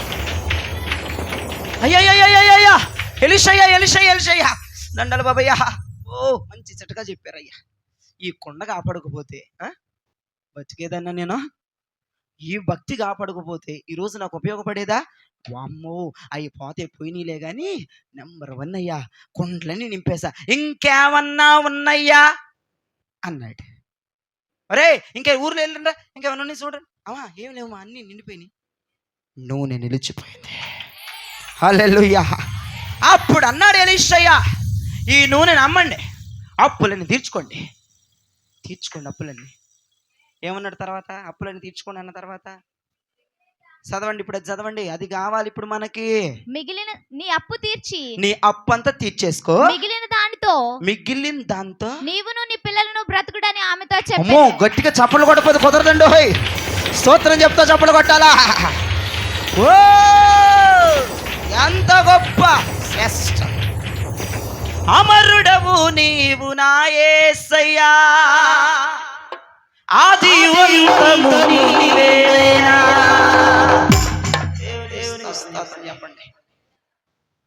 ఆర్కెస్ట్రా సిద్ధమైంది. దేవుని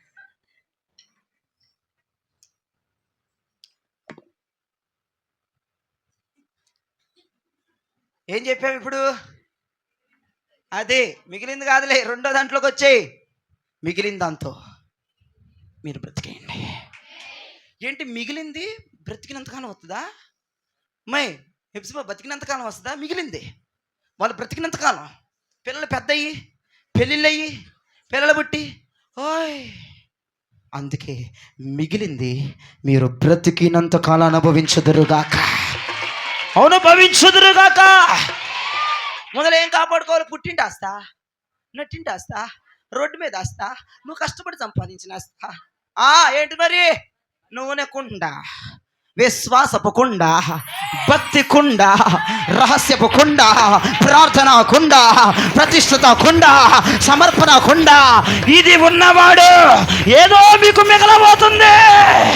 మీరు బ్రతికినంత కాలం ఉండబోతుంది. మీ ప్రాణాలు సేద తీరబోతున్నాయి. మీ ప్రాణాలు ఆశీర్వదించబడబోతున్నాయి. హల్లెలూయా. నాకు తెలిసిన నెంబర్ 1 క్వాలిటీ నా జీవితంలో, ఏది పోయినా సహిస్తాను కానీ భక్తి పోతే నా వల్ల కాదండి. హల్లెలూయా. మా ఇంట్లో ఒక ఉంగరం పోయింది. మా అమ్మ ఎక్కడుంది? దేవునికి స్తోత్రం. చలించలేదు, వణికి పోలేదో. వంగరం ఆయన తిట్ట, ఈయన తిట్ట, నువ్వు నాశనం అయిపోవాలి రా, ఇక్కడే పెట్టాను కదరా, నువ్వు సదనం అయిపోవాలి, నువ్వేమైపోతావురా, నువ్వు కష్టపడేదే తెలిసిద్దురా, చవుటోడితే దేవునికి స్తోత్రం. భక్తి పోతే అరుస్తావు, అరవో. ప్రార్థన చేయకపోతే అరుస్తావా తల్లిదండ్రుల పిల్లల మీద? ఉంగరం ఏమైందిరా? ఏమైంది ఉంగరం? రా వెళ్ళి అలా తిమ్మిరెక్కింది వాళ్ళు. అబ్బో ఇంకా నేను మంచి మాటలు మాట్లాడుతున్నాను కానీ ఫారిన్ లాంగ్వేజ్లో వస్తాయి మీ నోట్లో నుంచి. పరిశుద్ధులు భాషలో మాట్లాడే వాళ్ళు ఆ రోజు ఏంటో ఒకలాగా మాట్లాడతారట. మాట్లాడతాం కాదు. ఎందుకమ్మా నువ్వు ఇంత ప్రెస్టేజ్ అయిపోతున్నావు? ప్రార్థన చేయలేదు పిల్లలు? కాదు 30,000 రూపాయల ఉంగరం పోగొట్టినాడు వాడు. ఆడికి భయం ఉందా? అయ్య గారు భయం చెప్పండి ఆడికి అసలు.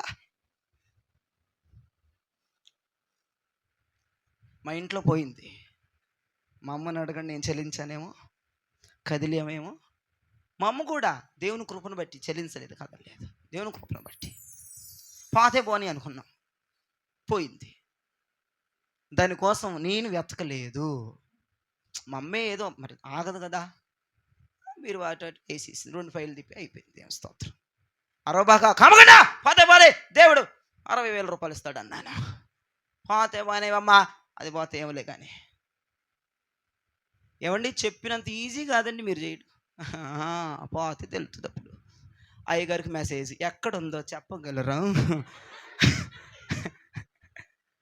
ఈ సైతం చేస్తుంది. నాకు మెసేజ్ పెట్టింది ఫస్టే. ముందలు ఎత్తుకి ఆ తర్వాత మెసేజ్ పెట్టు, అంత బాగుంటుంది. ఎతకదో సాఫీ కూర్చోవాలి, నేను చెప్పాలి. నా దగ్గర గవ్వలేవు, ఏమి లేవు. మరి ఎట్ట చెప్పను? నాకు ఆ కృప లేదు, నన్ను అడగవద్దు. అందరికి ఇప్పటికే చెప్పు, వాక్యం చెప్పే కృప ఉంది కానమ్మా, బంగారం పోయినంత కృప వేరే దైవజనులు ఉన్నారు. నా వల్లది కాదు. నేను అంతటి స్థాయిలోనికి ఇంకా రాలేదని సంఘానికి విజ్ఞప్తి చేస్తున్నాను. నాకు మెసేజ్ కానీ ప్రేయర్ రిక్వెస్ట్ కానీ చెప్పొద్దు.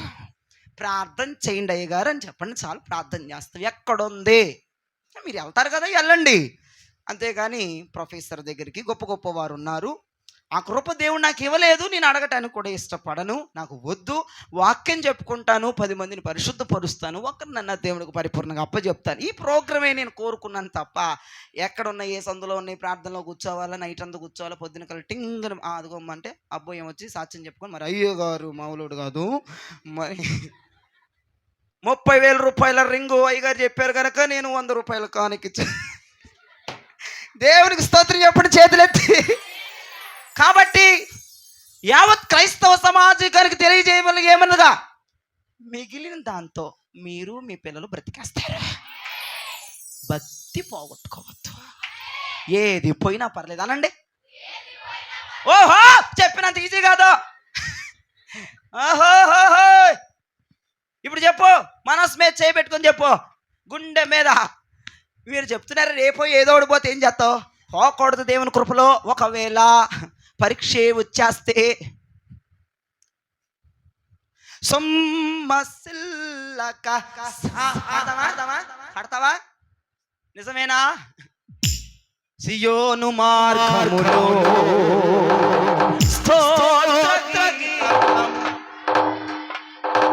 నీ దివ్య సన్నిధిలో అమరుడవు నీవు నా యేసయ్యా, ఆదియు అంతము నీవేనయ్యా. అమరుడవు నీవు నా యేసయ్యా, ఆదియు అంతము నీవేనయ్యా. ఆదిలో ఉన్న నీ వాక్యమే ఆదరించెను శ్రమ కొలిమిలో. ఆదిలో ఉన్న నీ వాక్యమే ఆదరించెను శ్రమ కొలిమిలో.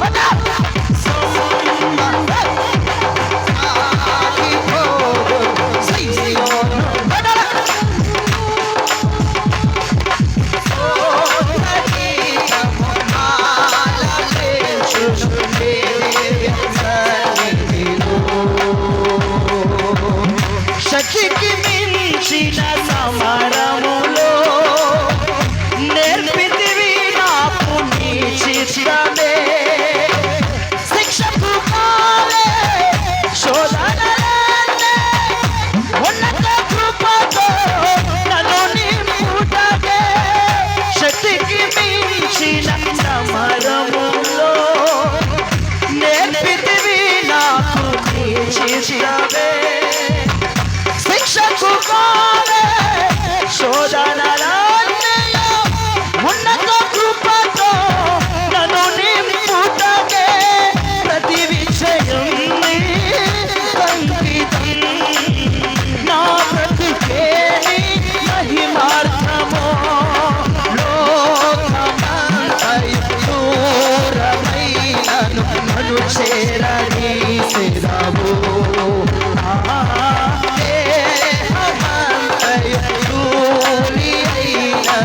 జీవింపజేసెదవు. అందరూ చెప్పాలి. లోకమంతయు దూరమైనను నన్ను చేరదీసెదవు.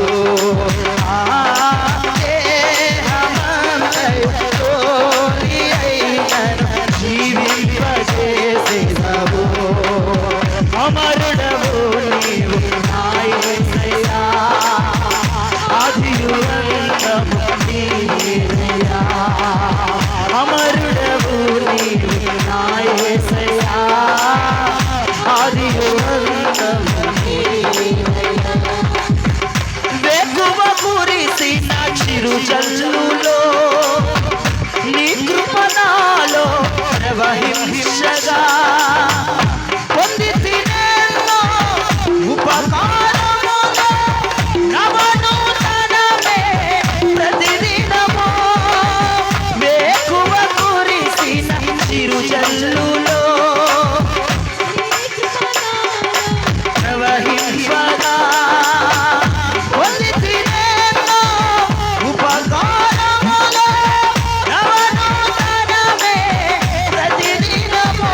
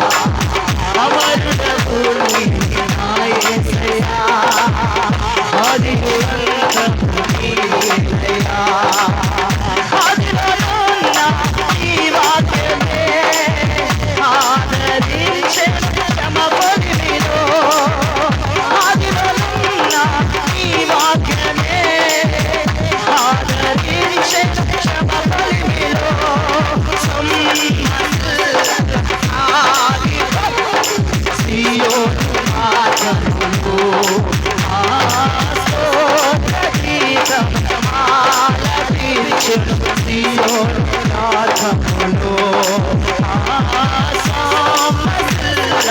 సాగిపోదుము సీయోను మార్గములో స్తోత్రగీతము ఆలపించుము నీ దివ్య సన్నిధిలో. సీయోను మార్గములో నీ దివ్య సన్నిధిలో. సీయోను మార్గములో నీ దివ్య సన్నిధిలో.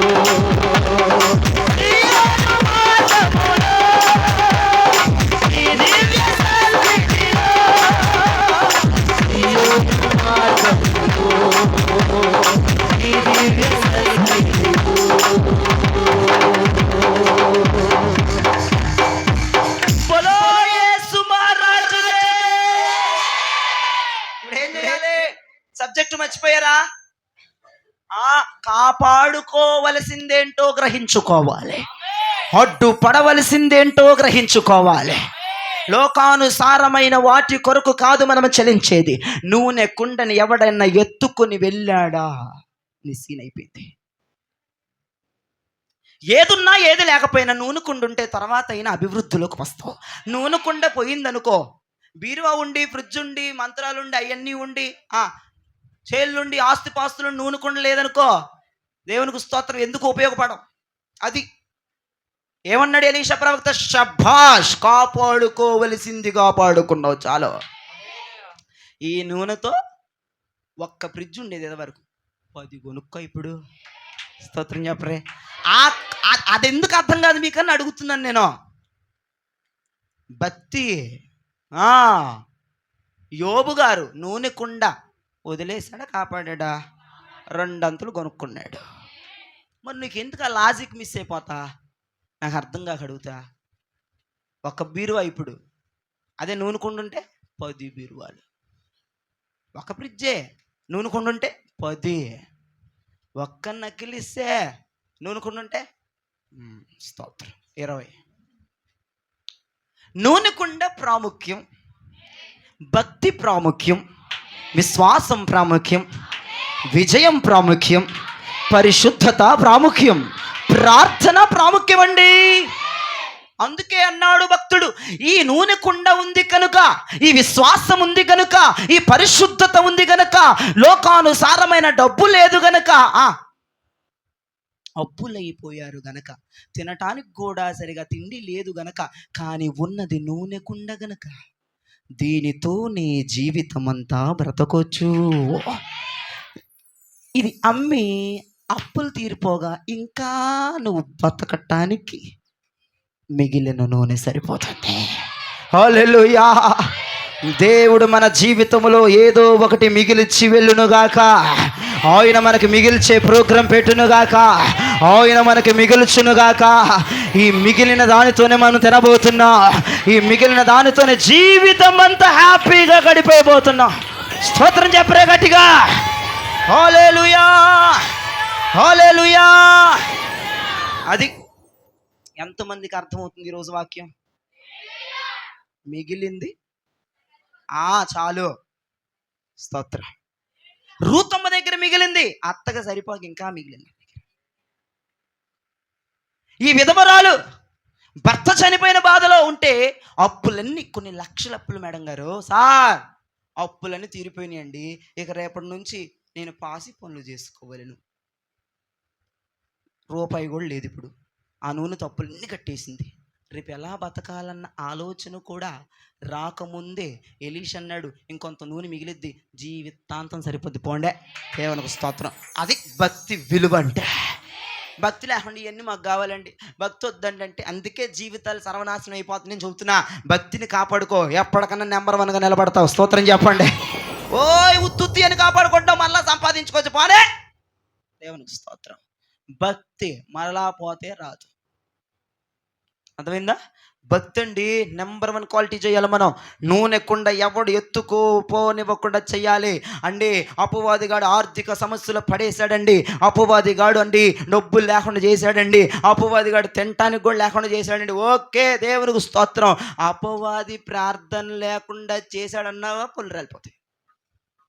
అది కాపాడుకోవాలి. అదిగా పడుకోవాలి. మేము అప్పుల్లోకి వెళ్ళిపోయాం, మేము తినలేకపోతున్నాం, ఇల్లు కట్టుకోలేకపోతున్నామండి, ఏం చేయలేకపోతున్నామండి, అన్ని ఆర్థిక సమస్యలు. ఓకే, దేవుని స్తోత్రం అండి. ప్రార్థన చేయలేకపోతున్నాడు, మోకాలు లేకపోతున్నాడు, నూనె కుండ లేదు చూసుకో. ఆ కుండ లేకపోతే రావాల్సినవి రావు, మిగలాల్సింది మిగలదు, దాంతోనే జీవితాంతం బతకలేవు. నూనె కుండ ప్రాముఖ్యం, ప్రార్థన కుండ ప్రాముఖ్యం, విశ్వాసపు కుండ ప్రాముఖ్యం, పరిశుద్ధత కుండ ప్రాముఖ్యం. ఇవి ఉంటేనే స్తోత్రం చెప్పరే, హల్లెలూయా. ఇవి ఉంటేనేనండి. ఇవి లేకపోతే చాలా చెప్పాలి, చాలా కష్టం అండి. ఏముండాలి మన దగ్గర? నూనె కుండ ఉంటే మిగలబోతుంది. ఆ మిగిలిన దాంతో నీవు, నీ బిడ్డలు, నీ భర్త, నువ్వు బ్రతికినంత కాలం 70 బతికితే 70, 80 అయితే 80, 100 అయితే దేవునికి స్తోత్రం, 100 బతికేతో హ్యాపీగా స్తోత్రం చెప్పండి, హల్లెలూయా, హల్లెలూయా. మిగిలిన పేలాలు చాలు అనండి, మిగిలిన నూనె చాలు. ఎవరికి చాలు? ఎవరికి చాలు? చాలు, బతికేయచ్చు దేవునికి స్తోత్రం. లేవియాకాండం 14వ అధ్యాయం 18, 19 వచనాలు ముగించేస్తాయి. ఇక నా పౌరమా నీ స్వరము నాకు వినపడనిమ్ము. నా అప్పుడు పౌరమా. యాజకుడు, లేవియాకాండం 14, 18, 19 తొందరగా చదవరే. అప్పుడు యాజకుడు చాలా జాగ్రత్తగా వినండి, ఇంకా తిప్పుతూనే ఉన్నారు పావురాలు. తన అరచేతిలోనున్న కొదువ ఏంజల్ నూనెను తీసావా? మై నెంబర్ చెప్పే ఏంజల్కి. 92వ పేజీ, పాత నిబంధన గ్రంథం 92వ పేజీ, లేవియాకాండం 14వ అధ్యాయము 18, 19 వచనాలు చదివేసుక. అప్పుడు యాజకుడు తన అరచేతిలోనున్న కొదువ నూనెను పవిత్ర పొందగోరు వాని తల మీద చమరవలెను.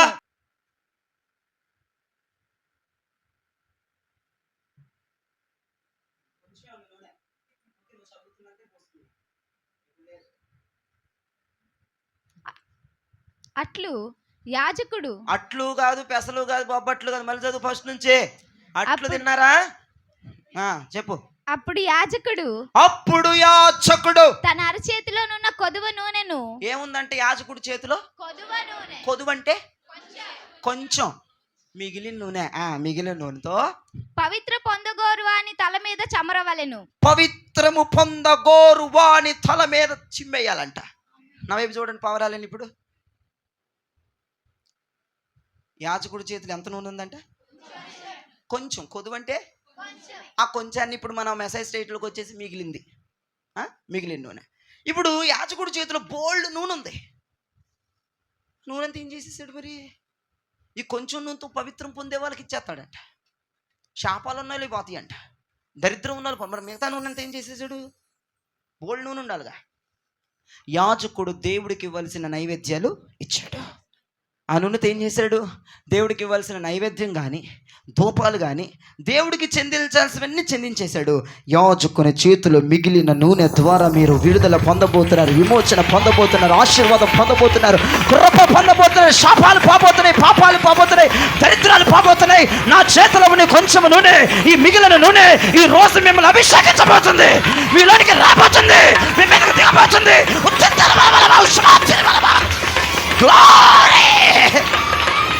చేతులలో కొంచెం నూనె, చేతులలో కొంచెం నూనె, ఈ చేతులలో కొంచెం నూనె నీ శాపం తీసేపోతుంది, నీ దరిద్రం తీసేపోతుంది, నీ రోగాన్ని తీసేపోతుంది, నీ అప్పులు తీసేపోతుంది. Glory, glory, glory. కొంచెం నూనె చాలనండి. ఒరే బాబా, మిగిలిన నూనె చాలరా. ఎంతమంది బిడ్డల శాపాన్ని ఒక్క దెబ్బకు తీసేయగలరా? ఒక్క దెబ్బకి దరిద్రం ఎగిరిపోతే, ఒక్క దెబ్బకి రోగం పోతే, ఒక్క దెబ్బకి శాపాలు పోతాయి, దయ్యాలు పోతాయి, మాంత్రిక శక్తులు పోతాయి. ఏనుందో మిగిలిన ఉందానండి, ఏనుందో అందరి దగ్గర కోసం ఇప్పట్లో రాబోతున్నాను. నా వద్ద మిగిలిన నూనె ఉంది. నేను ఇంటి దగ్గర కొంచెం దేవునికి నైవేద్యం ఇచ్చేసాను, ధూపంలో పోసేసాను, ఆయనకి ఇవ్వాల్సిన దానికి ఇచ్చా, కొంచెం నూనె పట్టుకొని వచ్చా. ఇది సరిపోద్దంట సూతుగా నుండి తర్వాత సారిపోద్దా కాదు, ఒక్కొక్కడి శాపాన్ని తీసేస్తుంది, పాపం తొలగిపోతే, దరిద్రం వెళ్ళిపోతే, దయ్యాలు పారిపోతున్నాయి. ఈరోజు శాపాలు, శాపాలు నీ కుటుంబముల మీద సంవత్సరాల తరబడి వస్తున్న శాపాల మీద చూస్తావుగా. ఏముందిరా బాబీ, కొంచెం నూనె చూతుగా నుండు. దేవునికి స్తోత్రం. అనండి అనండి అనండి, మిగిలిన నూనె చాలు.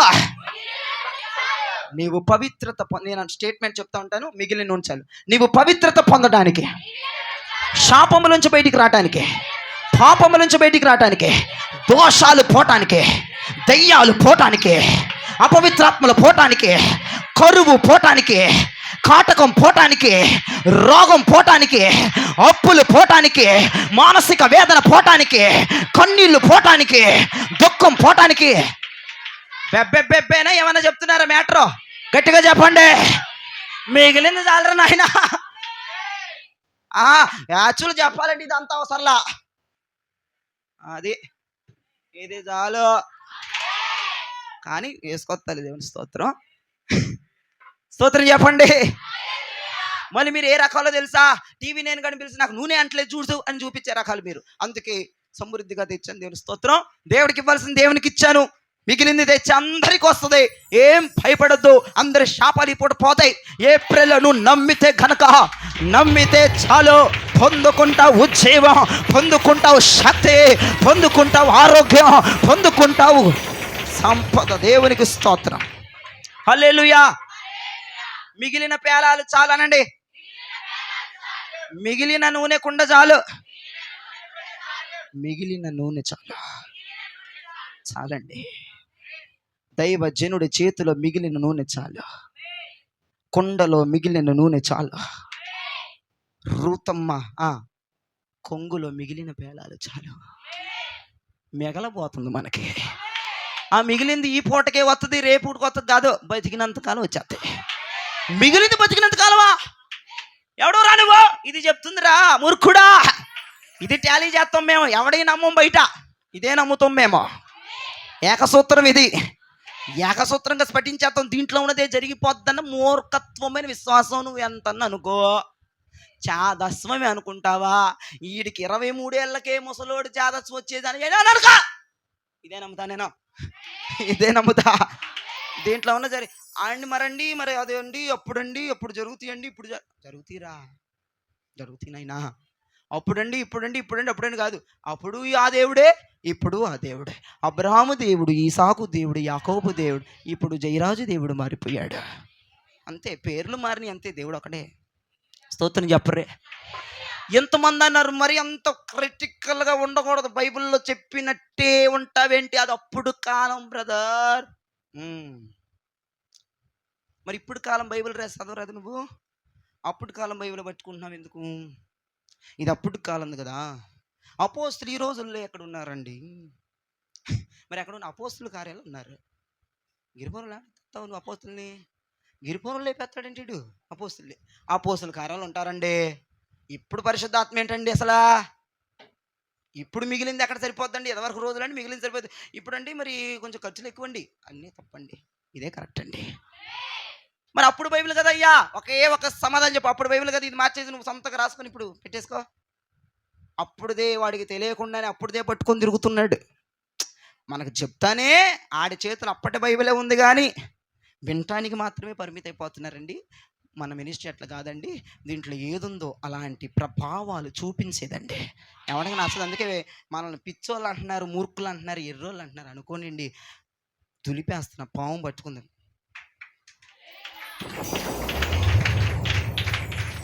మత్తయి సువార్త 14:20. వారందరూ తిని తృప్తి పొందిన తరువాత అబ్బా మిగిలిన ముక్కలు, ఏమండోయ్ మిగిలింది కనపడంగానే చూడాలండి. ఏం కనపడిందండి? మిగిలిన పేలాలు, మిగిలిన కొండలో నూనె, మిగిలిన యాజకుని చేతిలో నూనె, మిగిలిన. అబ్బా ఎంత అందంగా లేదు వాక్యం, సూపర్ ఉంది. మిగిలిని ఆ మిగిలిని అంట వాళ్ళు తిని తృప్తి పొందారు. ఇంకెక్కట్లా. చారిత్రాత్మకమైన సందర్భం బైబిల్లో రాసిపెట్టలేదని అందరు చేపలే వేసుకున్నారంట. రొట్టెలు, చేపలే ఈ పంచోడు అనుకున్నాడు. రొట్టెలు వేసుకుంటారా, చేపలు కావాలి మాకు చెప్పమంటావా బోధకుడికి? వరిపోతాడు, అవి పెరిగిపోతా ఉన్నాయి. నాకు అర్థం కావట్లే. అందరూ అక్కడ నీసు బాధ్యతలు అండి, వాళ్ళు మాంసాహారులు, శాఖాహారులు కాదు వాళ్ళు. రొట్టెలు వద్దంటున్నారు, రొట్టెలు తీసి అవతలు పెడతారు. చేపలే 5 వేసేసుకున్నాడు ఒకడు. బోధకుడు చెప్పనే ఎత్తావా, ఎదురెత్తున్నారు వాళ్ళని, శిష్యుల్ని. చూసారా? వాళ్ళు తిని తృప్తి పొందుగా మిగిలినవి చదువేంటి 12 గంపలు. మైకో మిగిలిన ముక్కలు 12 గంపల నిండా ఎత్తిరి. స్తోత్రం చెప్పండి. యేసు ప్రభు వారి దగ్గరికి రెండు చెప్పాలి. ఒక చిన్నపిల్లాడు చెప్పరేంటి? 5 రొట్టెలు 2 చిన్న చేపలు. మీ పాట పాడాలా? 2 చిన్న చేపలు ఆవిడ తెచ్చాడు, 5 రొట్టెలు ఆడే తెచ్చాడు. ఏమన్నాయ్యా అని అవి ఆశీర్వదించగా 12 గంపలైనయా? నా లెక్క చూసారా? యేసుప్రభు వారు అది ఆశీర్వదించిన తర్వాత 12 గంపలైనయా? టన్నులు అయిపోయినాయి. దేవుని స్తోత్రం. మిగిలిని 12 గంపలు, మిగిలిని 12 గంపలు. 12 గంపలు ఎందుకు అసలు చెప్తారా? ఇలాంటి మూర్ఖత్వ క్వశ్చన్లు వేస్తూ ఉంటాడు ఒకడు. 12 గంపలు ఎందుకు, 13 ఎందుకు చేయాల? శిష్యులు 12 కాబట్టి ఒక్కొక్కడికి ఒక్కొక్క గంప. 13 నువ్వు వేస్తే 13 ఇస్తాడు. 12 గంపలు ఎందుకంటే శిష్యులు 12 మంది కాబట్టి ఒక్కొక్కడికి ఒక్కొక్క గంప ఇంటికి పట్టుకెళ్ళిపోతున్నారు. దేవునికి స్తోత్రం చెప్పండి. ఒక్కొక్కడికి ఒక గంప. ఇప్పుడు వీళ్ళు ఏం చేయాలి? ఒక్కొక్కడు ఒక్కొక్క గంప తీసుకోకముందు ఇవ్వటం నేర్చుకుంటే అప్పుడు తప్పట్లు కొట్టినట్టుగా దేవుడు ఇస్తాడు. నువ్వు ఇవ్వకుండా హల్లెలూయా స్తోత్రం ఆమేన్ అంటే రావు. ఫస్ట్ పెట్టు, కార్యాలు చేయి. చేస్తే నీకు గంప ఎత్తుకోవచ్చు. నా గంప కావాలి గారని నువ్వు పెట్టు. ఏమన్నాడు శిష్యులతో? మీరే వడ్డించాలి, ఎవడు వడ్డించకూడదు. మరి మేము అపోస్తులమండి, మాకు మీరు పరిచర్య చేయడం ఏంటి? మాకు పరిచర్య చెప్పడం ఏంటంటే వడ్డించాలి, మీరు వడ్డించండి, వాడు పట్టుకోండి, ట్రేలు పట్టుకొని వడ్డించండి. అప్పుడు ఆడికి ఒక్కొక్కడికి ఒక్కొక్క గంప ఇచ్చేసాడు దేవుడు. మిగిలిన ముక్కలు 12 గంపలకి ఎత్తారంట. ఎంత గొప్ప దేవుడు అండి. ఆలోచించేద్దాం ఒకసారి. మనం ప్రభువుని ఘనపరచడం నేర్చుకుందాం, ఇవ్వటం నేర్చుకుందాం, అనేకమైన కార్యాలు చేయడం నేర్చుకుందాం. దేవుడు ఒక్కొక్క కుటుంబానికి ఒక్కొక్క గంపనిచ్చి, దేవుడు కుటుంబములను ఒక్కొక్కరికి ఒక్కొక్క గంపనిచ్చి ఘనపరచగలిగిన దేవుడు ఆయన. మిగలతాయి నువ్వు తిని తృప్తి పొందగా ఒక్కొక్కడికి ఒక్కొక్క గంప. కుటుంబానికి ఒకటండి? కాదండి. కుటుంబానికి 5 అండి, కుటుంబానికి 4. 5 ఉన్న వాళ్ళు ఆమె చెప్పాలి. మరి ఇంత అమాయకత్వాలు ఉన్నారు. కుటుంబానికి 5 అండి. 5 ఎవరున్నారు వాళ్ళే చెప్పాలి ఆమెను. కుటుంబానికి 4, కుటుంబానికి 3, కుటుంబానికి 2, కుటుంబానికి 1. ఒక జీవుడు ఎవడు లేదు. ఒకరున్నారా? ఒక దేవుని స్తోత్రం. ఇప్పుడు ఒక్కొక్కరు ఒక్కొక్క గంప ఎత్తుకెళ్ళిపోవాలి. యేసుప్రభు అంటాడా సత్యమోహన్ మీ అబ్బాయికి ఇచ్చానుగా నీకు నువ్వు తీసుకెళ్ళిపోతాడు అంటాడా? అంటాడు, తీసుకెళ్ళు. ఇంట్లో ఆ పిల్లలు 4 పిల్లలు, ఆమెకి 4 పిల్లలు పట్టుకెళ్ళిపోవచ్చు. ఎందుకు తెలుసా?